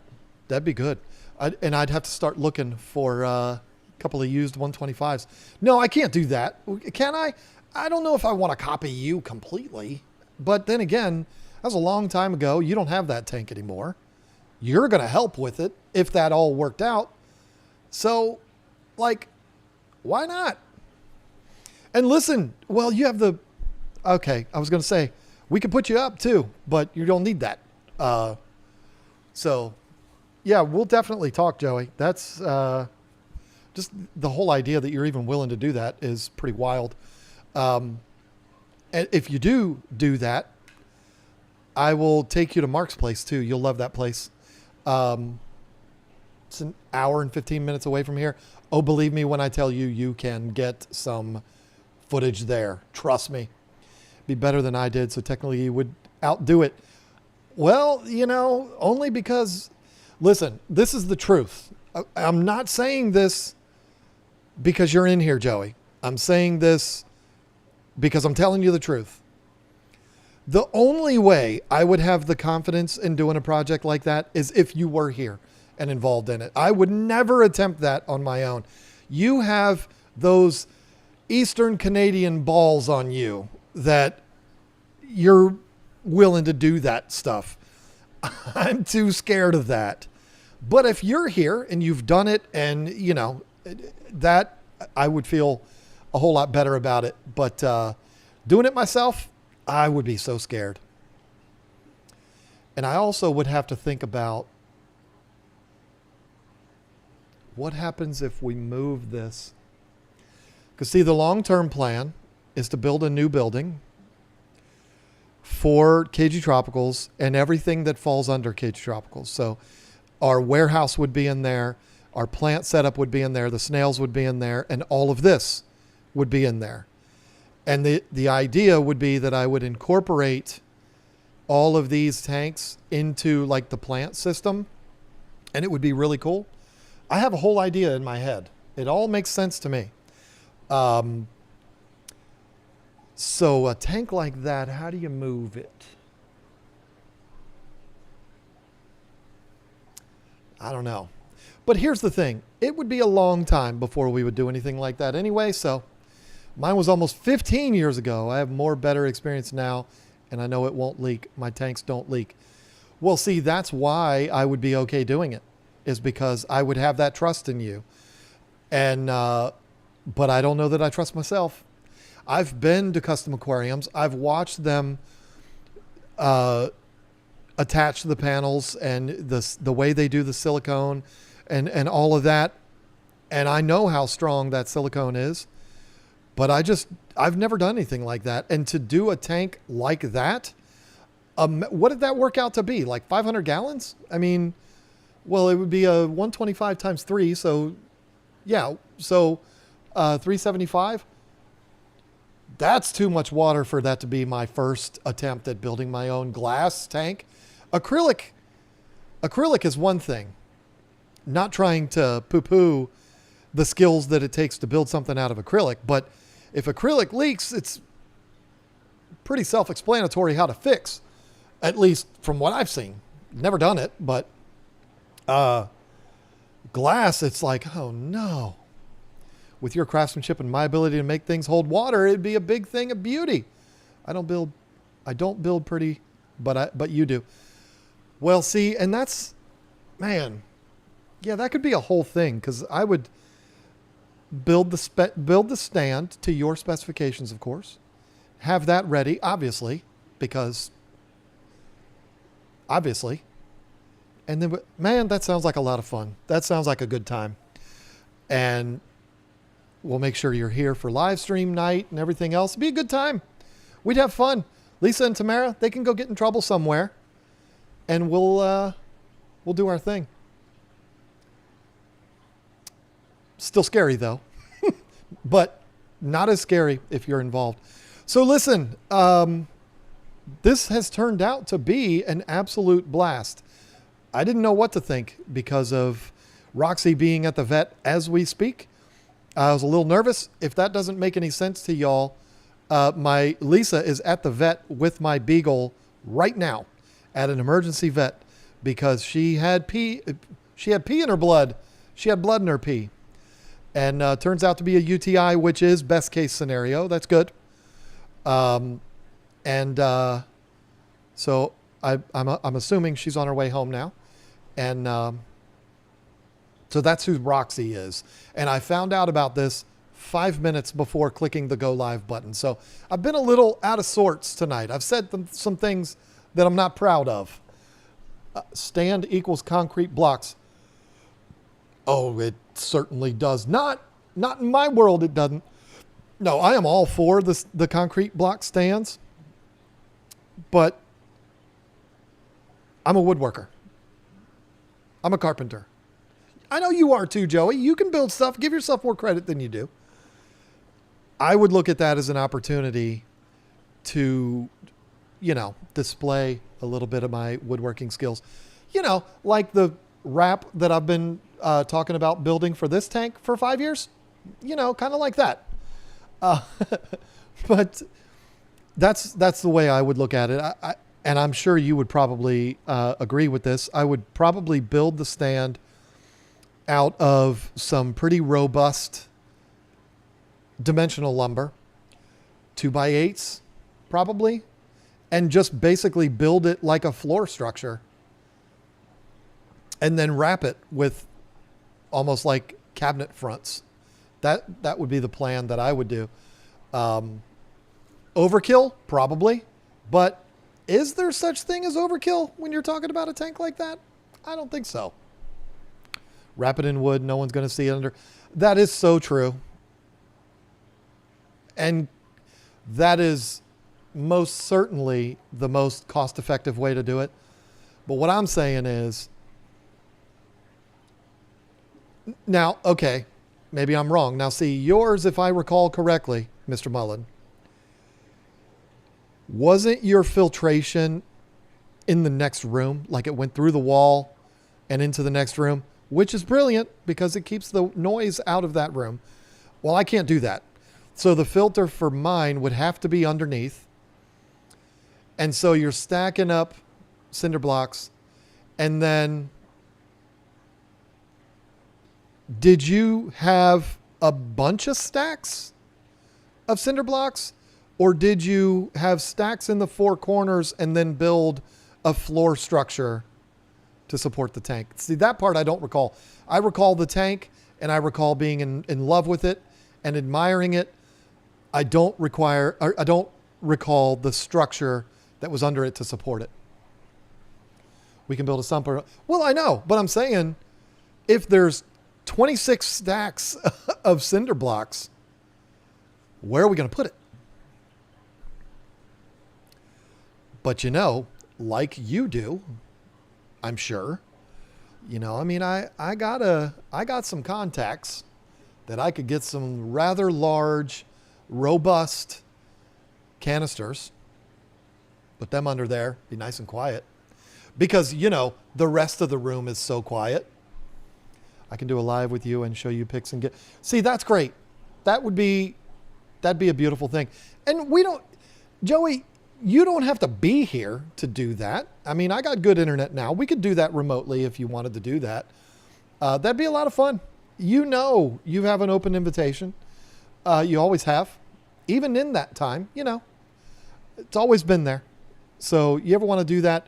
You want to talk about building an aquarium, the coolest aquarium ever. We can do that. I think that'd be fun and great content for everybody else.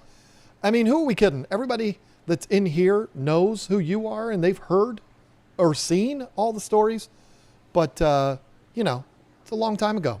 So we'll refresh their memory a little bit. But anyway, listen, folks, I'm going on now 5 hours of streaming today. I did 2.5 hours on the Money Pit, and now 2.5 hours on here. My throat is a wreck. I like the noise of water. I do too, but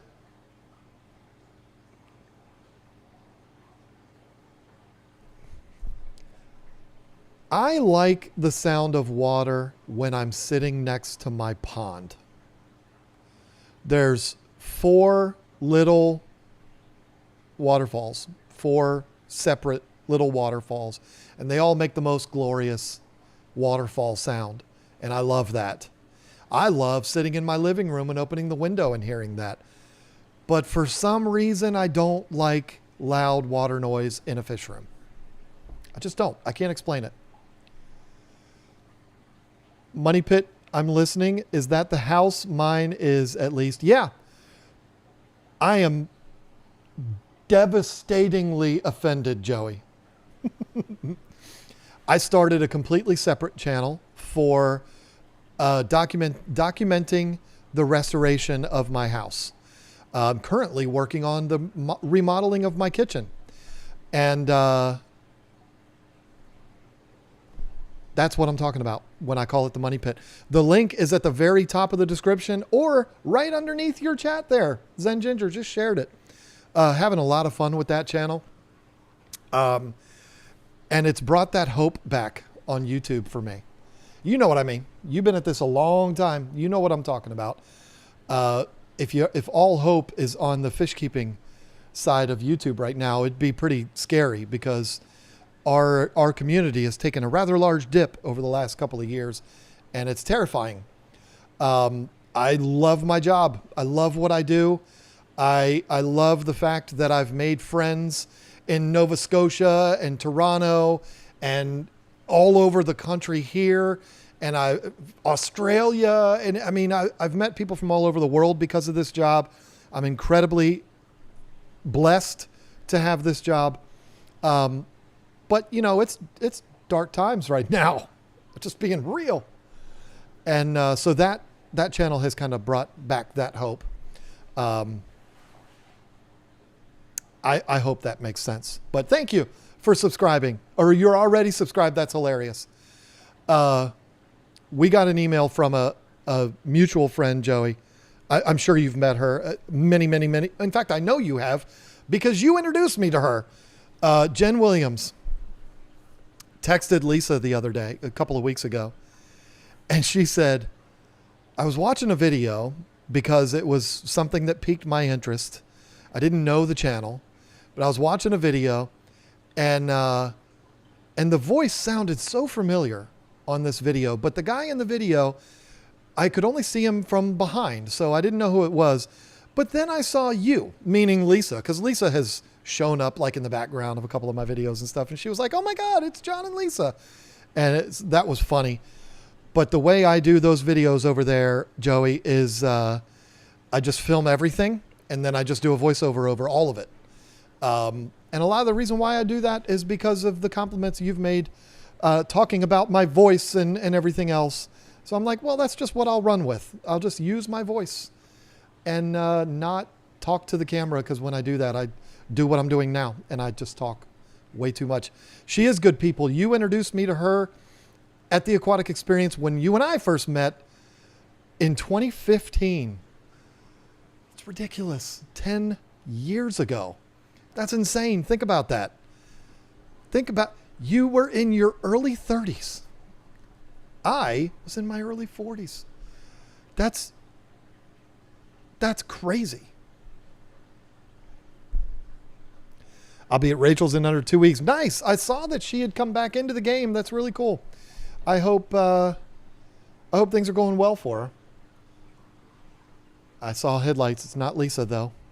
You weren't subscribed, Whips World? Of all people? Really? Unfortunate. Stephen Alexander just subscribed. Thank you. I really am having a lot of fun. Yeah, you were 11, Whips World. Sure. I'm having a lot of fun with that channel. It's a little frustrating right now because the project that I'm working on is such a long-term project. So the videos are not consistent going up. But the next one is going to be building my kitchen island. And I'm already really proud of that. It's going really well. And when that's done, thank you, Susan. I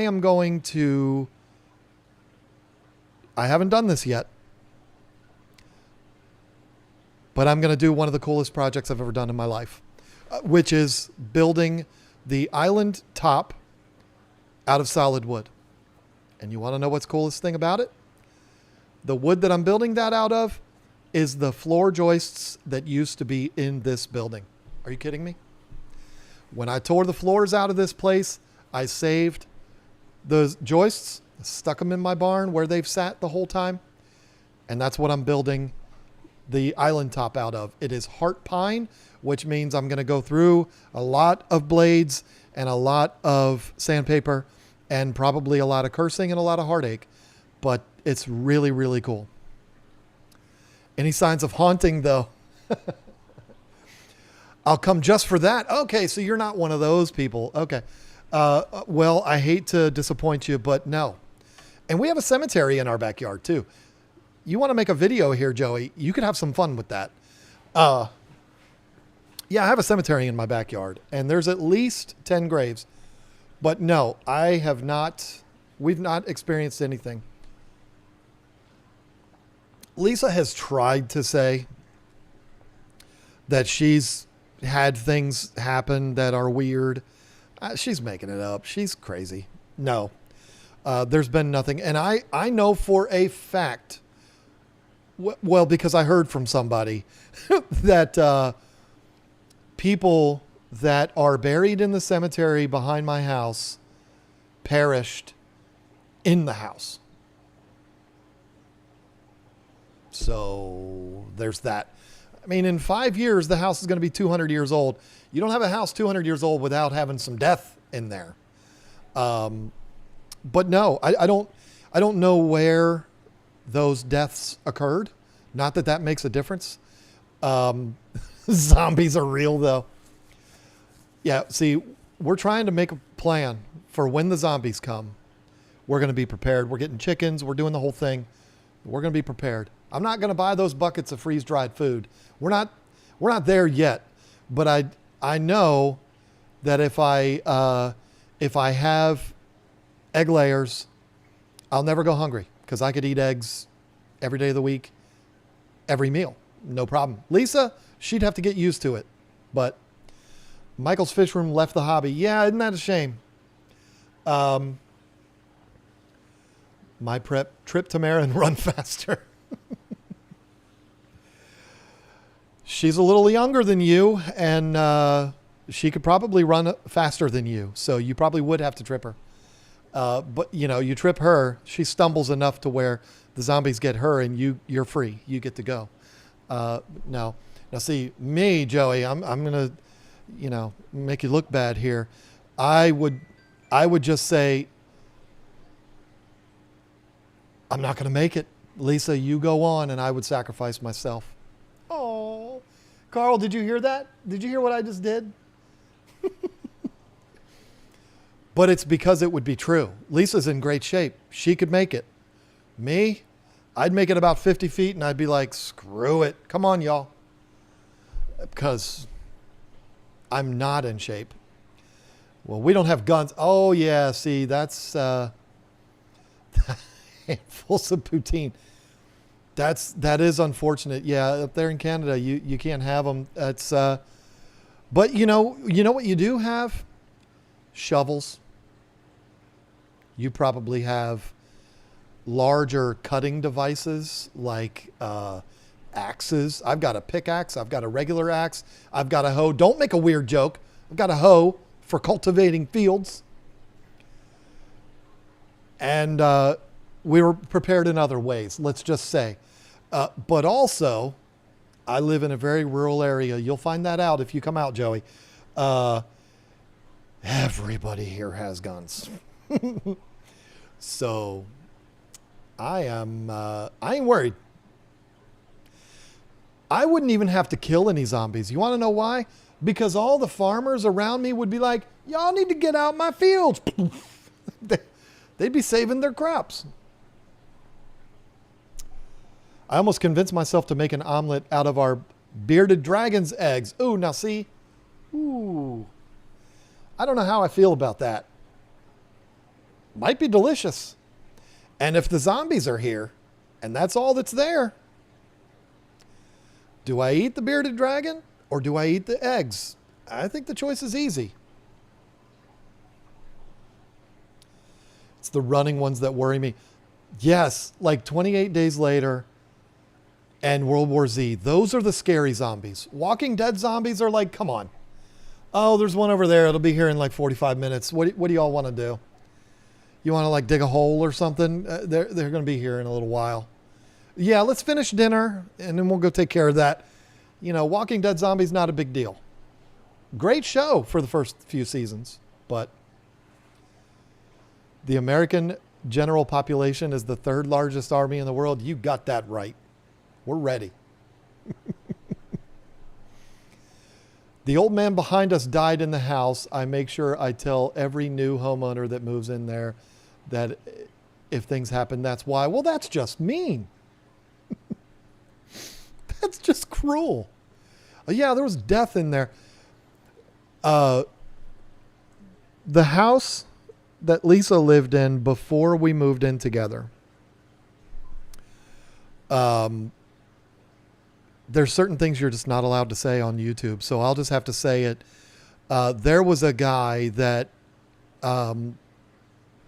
clicked the apple and then went down and clicked shut down. You understand what I'm saying?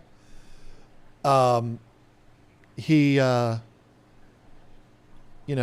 pushed the delete button, and she said that there were some things that happened in that house. And I didn't believe that either.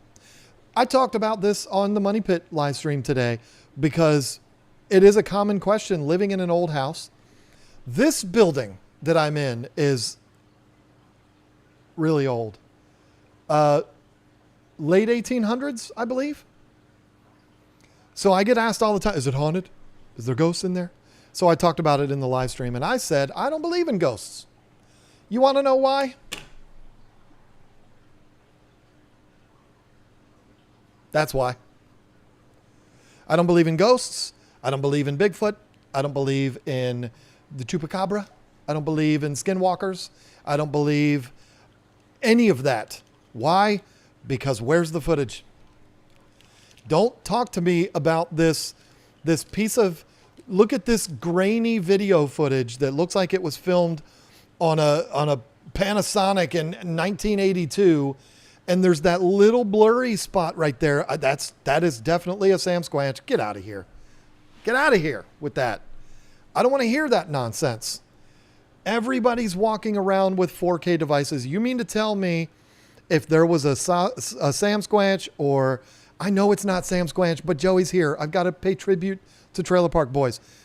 If there was a Chupacabra or a Skinwalker or any of those things, you mean to tell me there wouldn't be a million videos of them on Facebook? Everybody would be looking for that viral. Come on, get out of here. It's not a real thing. They're not real. Before everybody was carrying around these, I was a believer. I was like, well, there must be. I was never a believer in Bigfoot and all that nonsense, but like ghosts and stuff like that, sure, why not? Of course, no big deal. But now I'm like, where's the footage? These stupid, I feel sorry for these idiot ghost hunters on YouTube. Yeah, you're a ghost hunter on YouTube. Guess what you are? An idiot. It's so dumb. How do you believe people fall for this nonsense anymore? I talked about this word for word on the Money Pit channel this morning or today. You have these fancy, ridiculous audio devices that record fuzz, and then there's like a, and you're like, oh my God, that's somebody that said, get out of my house. Did you hear it? Let's analyze it. Let's slow it down. Let's put it in a scope. Let's do all of this, amplify it. And you hear, doesn't that sound like get out of my house?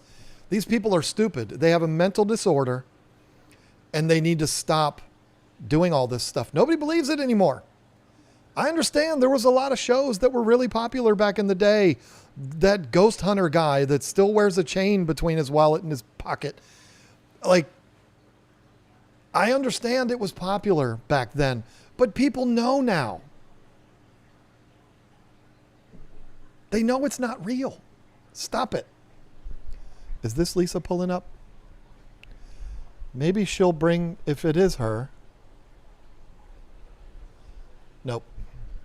I was going to say maybe she'll bring Roxy in to say hi to y'all. Bigfoots exists. I just divorced one. You stop it. You knock it off. We should get out of the house. John's possessed.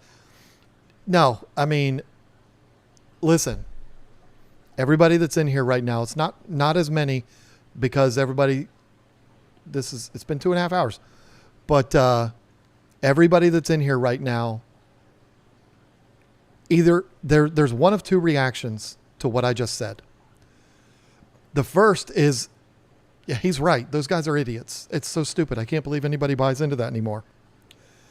The other reaction is, oh man, that really is dumb, isn't it? Those are the only two reactions because it's stupid. And if you believe in that nonsense, now I'll admit, I've seen some creepy photos.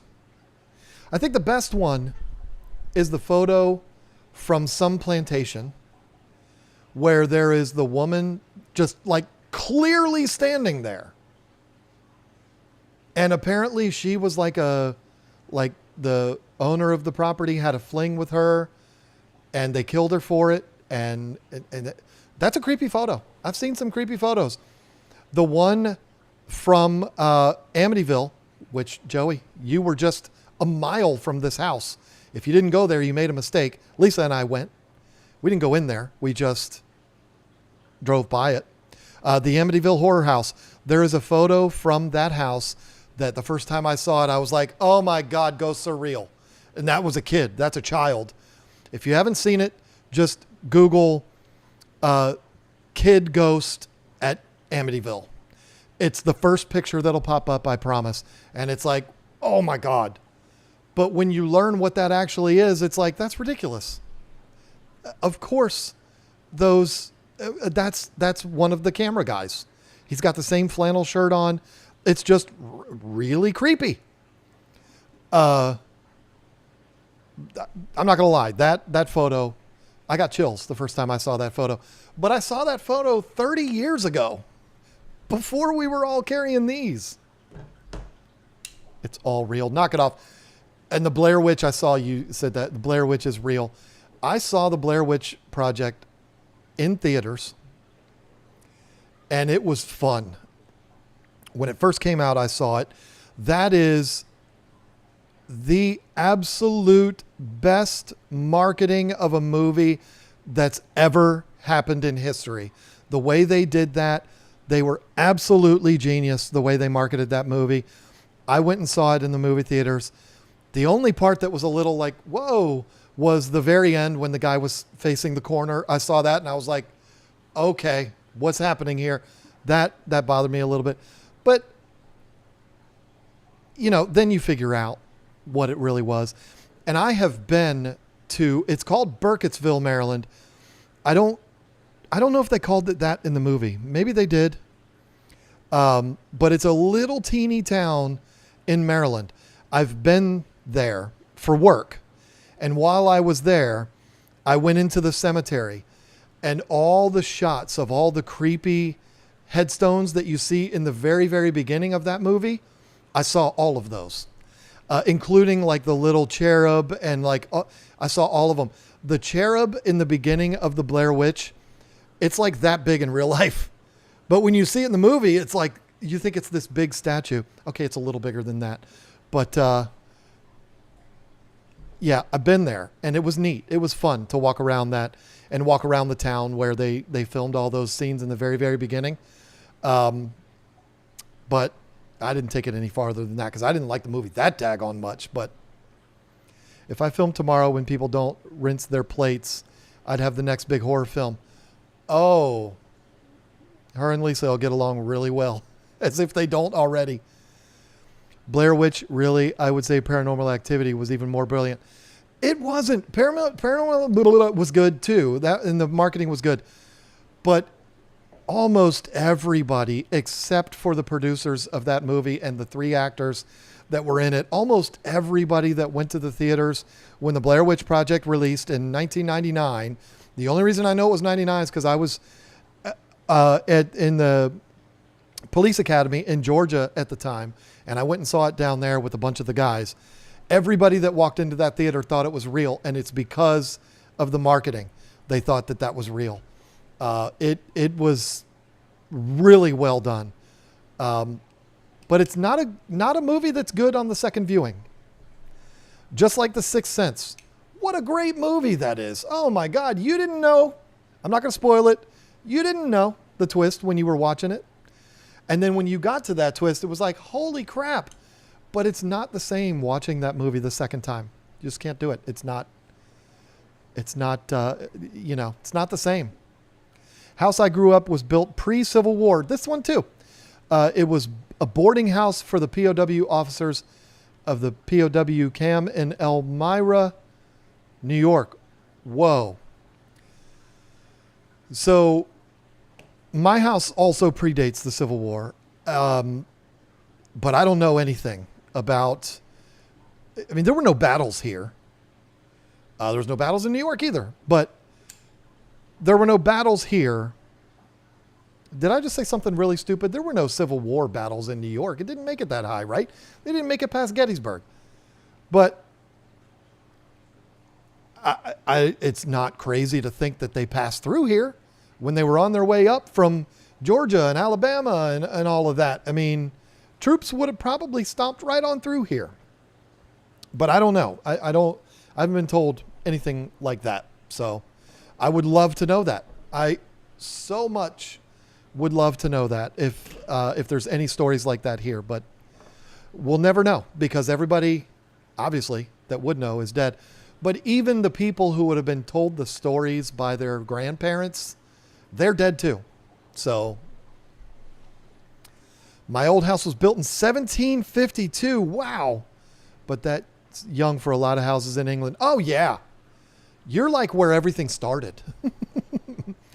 This one, mine is, well, not this house because I'm not in the house, but the house, the original house was 1830 for me. So not long after yours. What is that? 30 plus 48, 78 years. It's a lot older than mine. But yeah, you see what you did, Joey? You see what you did? You know what you did, right? I was gonna get off of here a half an hour ago, and you had to bring up ghosts. And now I've been here 45 more minutes. But, Lisa's not home yet, so I'm not worried about it. I thought Blair Witch was real, and I don't believe in crap. Elmira, very close to me. Mommy Dearest, that was a scary movie. I'm going to tell you the last movie that freaked me out. Y'all are going to laugh at me on this one.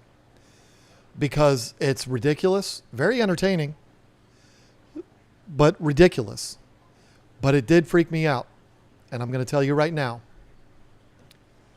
Saw. The first one. The first Saw. When dude got up off the... Oh, sorry. If you haven't seen it now, I'm sorry to spoil it for you. But guess what? The guy laying on the floor isn't dead. When he got up at the end and said the key is in there and walked away, I said, oh no. And the reason why it freaked me out is not because it was scary or gory or anything like that. Even though when Carrie Elwes had to cut off, that was bad. But it was the fact that that could happen next door. None of my neighbors would do that. They're all good people. But something like that could absolutely happen. That's why it freaked me out. Ghost movies don't scare me. Michael Myers doesn't scare me. Zombies don't scare me because unlike Joey, I don't believe the zombies are coming, even though I'm preparing in case it does.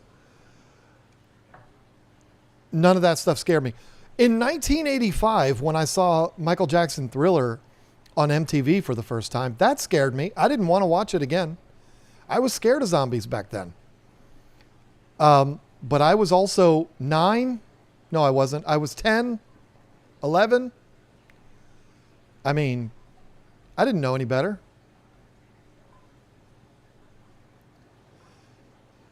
You're going to start a debate between me and the chat. Hey, listen, if y'all believe that ghosts are real, put your case in there. And I'm not trying to go with the religious angle of it and you believe that souls get trapped and all this.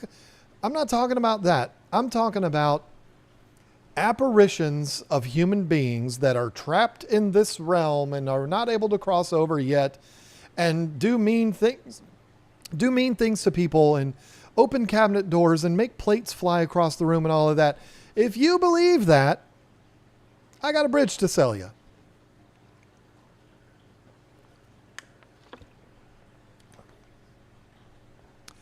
Hostile. I didn't make it through it. I said hostile. I know it's hostile. My bad. I didn't make it through that movie because it was too real. And I was just like, nope. Not for me. Got 3 daughters. Nope. And again, I don't care about spoilers. That movie's really old. The woman that was holding her eyeball, that was like, that's it for me. I'm out. And it's not the gore and the gross and all. I don't care about all of that. It's just the fact that that could be a real thing. Clubs like that. I tried watching. No, wait a minute.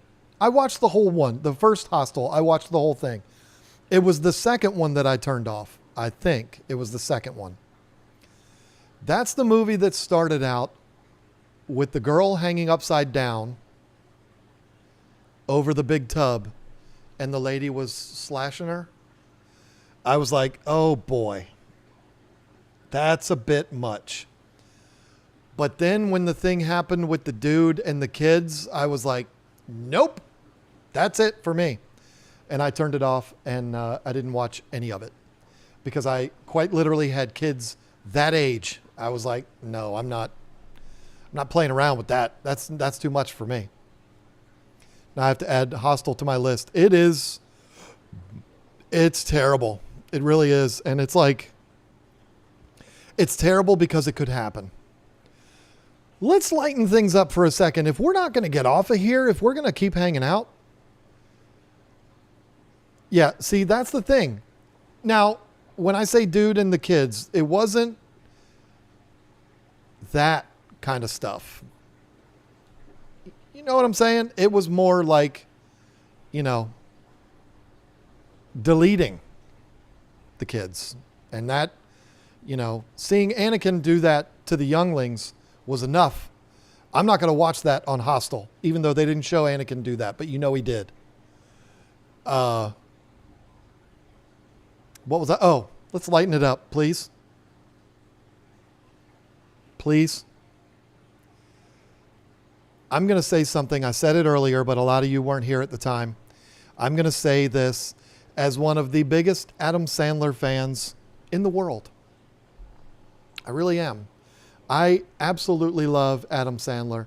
I'm not somebody that believes that he can do no wrong, but I am a tremendous fan of Adam Sandler.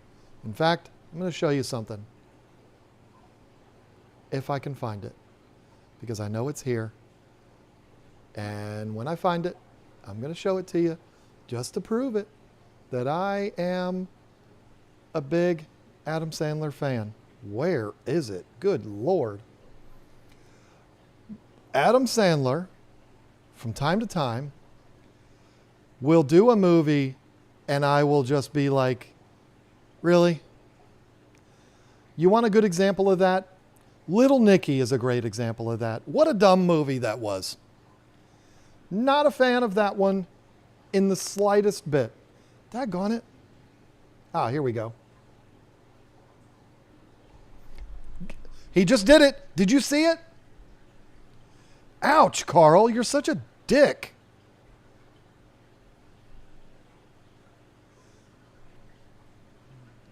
I was 10 feet away from Adam Sandler. I paid $1,100 for those tickets. I'm a fan of Adam Sandler. That hurt, Carl. You're so mean. I didn't do anything to deserve that. People know now. They saw.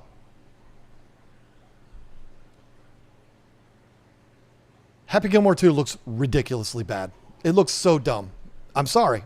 It just looks really dumb. And listen, Adam Sandler is known for being one of the best people in Hollywood. He takes care of his friends. He buys Chris Rock and Spade and Schneider Maseratis and just has them delivered to their house. And y'all have heard all the stories. Everybody's heard the stories about you run into him on the street. He's the nicest guy in the world. I adore Adam Sandler, but I'm kind of disappointed with the whole Happy Gilmore 2 thing. It seems too much like, okay, let's take all of the scenes that made everybody belly laugh in Happy Gilmore, like him shaking Chubbs' hand and it breaks apart into his hand in a million pieces. He's shaking the caddy up and down. He's fighting Bob Barker. And all of these scenes, everything that was hilarious in Happy Gilmore. And let's do that again. If you don't believe me, every scene that I just explained is in Happy Gilmore 2, but with somebody else. It's the same thing. They're on a miniature golf course and he goes to shake Chubbs' son's hand because, unfortunately, Carl Weathers passed away, which wouldn't have made sense if it was still Chubbs anyway because of what happened in Happy Gilmore, but goes to shake his hand and his hand crumbles. And it's like, okay, let me guess. Did an alligator bite your hand off, Chubbs Jr.? It's just dumb. I'm sorry. It's like, I was so afraid that this would happen. It's like, Happy Gilmore was Adam Sandler in his absolute prime. Happy Gilmore, Big Daddy. That era of Adam Sandler was perfect, except for Little Nicky. Wedding Singer, all of those 51st Dates, all of those that he did in that 10-year period. Awesome. Except Little Nicky. And the one where he plays his sister at the same time. That one was dumb too. But it's like, you got to come up with something original. You're Adam Sandler. You and your production company have made some of the classic movies. Don't ruin it. And I'm just afraid they've ruined it. There's Welcome to Derry that I'm not interested in. I didn't even know that was coming out. Not going to tell you I'm not interested in that, though, because I like the It movies. I, in fact, did not meet Adam. I just do anything it takes for John's attention. What? Did you claim to meet Adam Sandler or something? Loved Mr. Deeds. Me too. It's great. May I see your feet, please? Adam Sandler is one of the best. I love that guy. But man, that new Happy Gilmore looks really bad. And I think the only reason I'll watch it is because I do believe it comes out on Netflix and you wouldn't have to go to the theaters to see it. And I'm an Adam Sandler fan. And it's like, I can't not watch it. There is a, okay, I just heard a weird noise. Heard a weird noise. I think there might be ghosts here. No, it sounded like a cat. Waterboy was great. Don't Mess with the Zohan was great. Those are all great. Happy Gilmore 2 doesn't look good, though. Yeah, I can't talk about that. There's a series coming out on a streaming service that I will not be watching, and I'm very upset about it because I want to watch it, but can't. Just based on principle. I can't do it. I loved Big Daddy. I think that might be my favorite Adam Sandler movie. I think it might be. Maybe on Netflix pretty quick. There's a new Karate Kid. You see, that's another one. See, y'all don't understand. Karate Kid, the first one, when Ralph Macchio was 27 playing a 16-year-old, and he looked 16. That movie had such a massive impact on my life. I loved that movie. It was the best. It was a religious experience for me to see that movie. I have exactly zero interest in seeing that new one. I loved Cobra Kai. Great. So good. So cheesy, but great. No interest in seeing the new. I think Jackie Chan's a great choice to replace Pat Morita. Not replace him, but you know what I mean. Fill that hole left by Pat Morita, Mr. Miyagi. But no, I'm not interested in that. I mean, it's one of those things where if I got nothing else to do and it's on streaming, I'll probably watch it. But no. Can you spill the beans on the new Fluval release? No. I got a weird reaction when I asked him. Remember last week, I know you were here, Stephen Alexander, because I remember saying, hey, I loved the tight end for the Redskins, Stephen Alexander. I texted him during the stream. He didn't answer me until the next day. What a jerk. And he said, I'd rather you keep that secret if you don't mind. But then he said, oh, but wait, they're on the website already. So have at it. And I'm like, okay, well, that would have been nice to know 14 hours ago. But the thing is, I think he got what I was asking confused. I think he thought I was asking about the Aquasky 3.0 and the Plant 4.0. There is another product that's coming out. Should be at the same time. And it's a big one. Figuratively and literally. It's getting late. That's the one that I don't think he knew I was talking about that one when I asked him if I could talk about it. And so I don't want to do it. I got a good relationship with Fluval. I love them. I love selling their products. I love being somebody that they look to when they want to get opinions about things and stuff like that. I love it. I feel so fortunate to have that relationship with them. I don't want to screw that up by prematurely talking about that. And Will Smith's kid as a student. Now, see, that one, again, I don't care about Will Smith's son. I think he's a Looney Tune. I thought he was a Looney Tune then. He's definitely a Looney Tune now. I didn't watch that one either. When I was talking about Jackie Chan being a good person to fill that role, I meant in the new movie. I forgot he was in the stupid one with Will Smith's Nepo baby. I didn't realize that was it, but. And can we be honest with each other? The kid's not talented. Can we just be honest about that? I mean, we're able to be honest now, right? Can we all agree Will Smith is terrible at creating kids?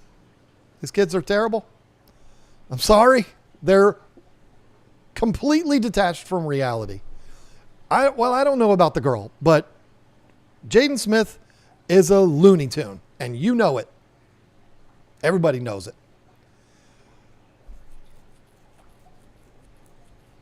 Is that a he or she now? Hey. I hate the new Karate Kid because Jackie Chan is Kung Fu, not karate. Yeah, there's that too.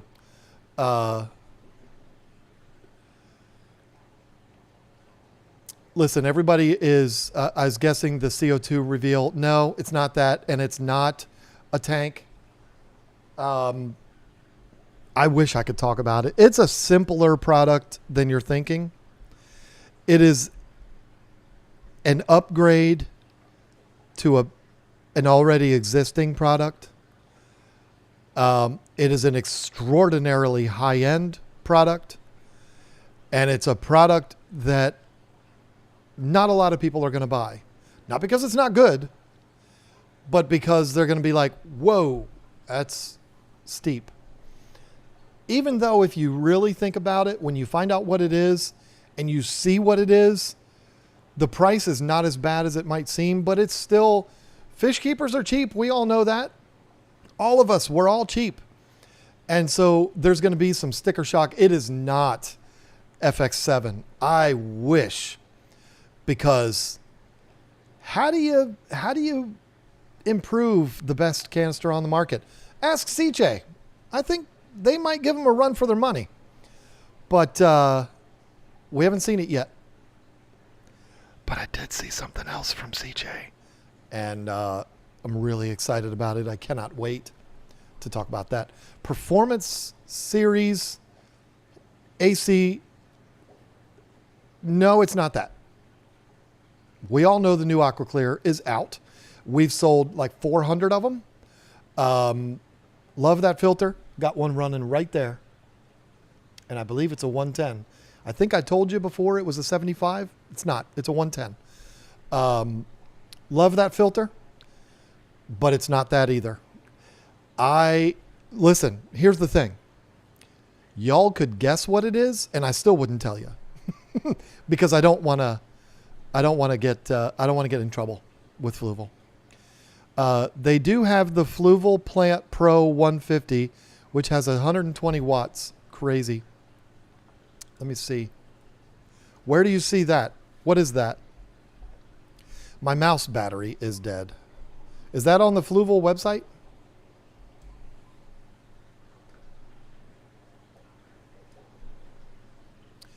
My mouse is jumping all over the place. Who said that?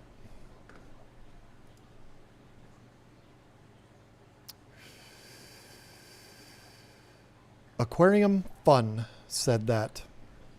Where did you see?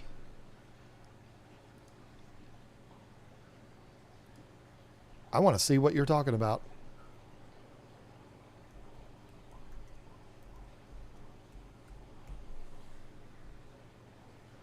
I don't see it on the website. It's on the website.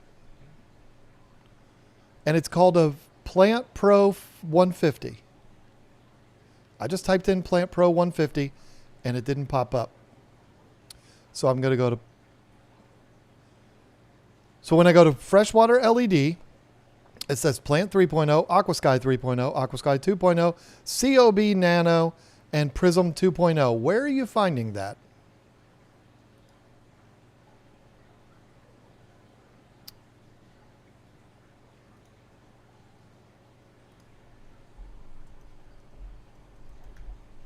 I'm just going to type in LED light.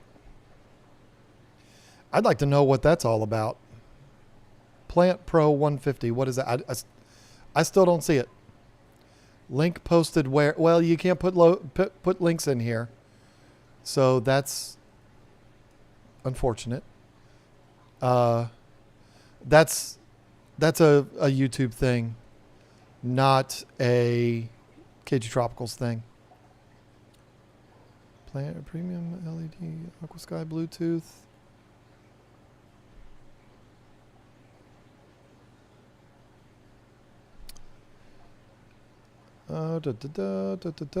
Still, I don't see it. Okay, so Aquarium Fun. Plant Pro 150, 120.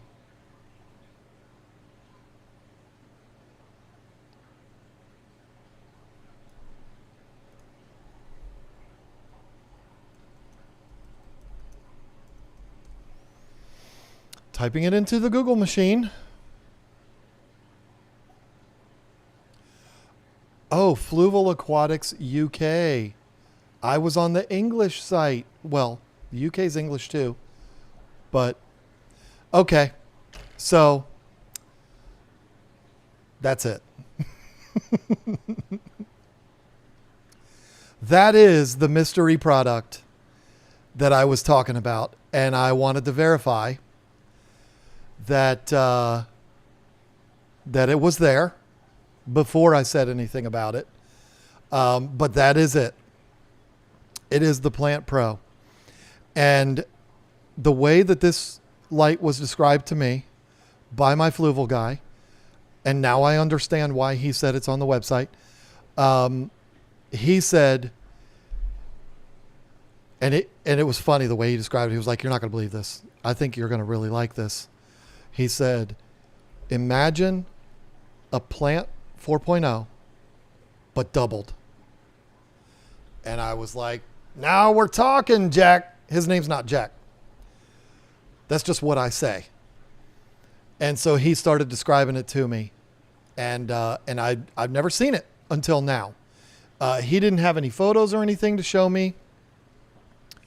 But if you look at that listing and you look at the pictures, it's true. It is two Plant 4.0s lined up side by side. And the beautiful thing about it, now the 46 or 48 incher retails, the Plant 4.0 is going to end up retailing in the States for, I think, like $249. Don't quote me. I'm not honoring this price if I'm wrong, because we will be selling it. And so you would automatically think, okay, well, if the Plant 4.0 4-foot light is $250, let's say, you would assume the Plant Pro, which is double, would be $500. It's not. I'm not going to give prices, but it is not even not even close to double the price of the Plant 4.0. Somewhere around $399. I'm just saying. You didn't hear that from me, but I'm just saying. And again, I think that is fair. If you got a deep tank like this one, 3 feet, I could see that like, yes, please. If you put a Plant Pro on a 29 gallon, that's kind of insane. And I think that would be way, way overkill. But I'll sell it to you if we get them in. I mean, you know, he did say he wanted to send me some of them to test out before they're even available in the United States. And I believe him, because they always do that, and it's great. It's one of the perks of the job for sure, and I'm very glad and very lucky to be in that position. But you know, they're not here yet. That would be very, very cool. It would be, and Aquarium Fun is definitely competing in the high end market. Yeah, that's the thing. It's going to be up there with the AI Primes and the Kessels and the Reef Brights and, the big time, super expensive lights. $439 on Big Al's. Big Al's in Canada, right? If it's $439 there, it probably means it's probably $399-ish here. But I didn't just say that. I don't know what you're talking about. I'm excited about that one. But we'll have to see. I'm excited about it. There's a lot of cool stuff coming from Fluval. There's a lot of cool stuff, really cool stuff coming from CJ. It's exciting. It's an exciting time, especially for somebody that loves doing product type videos like I do. I love them. I love reviewing filters and lights, and not even reviews, but more like spotlights, show you the features. And I love doing those videos.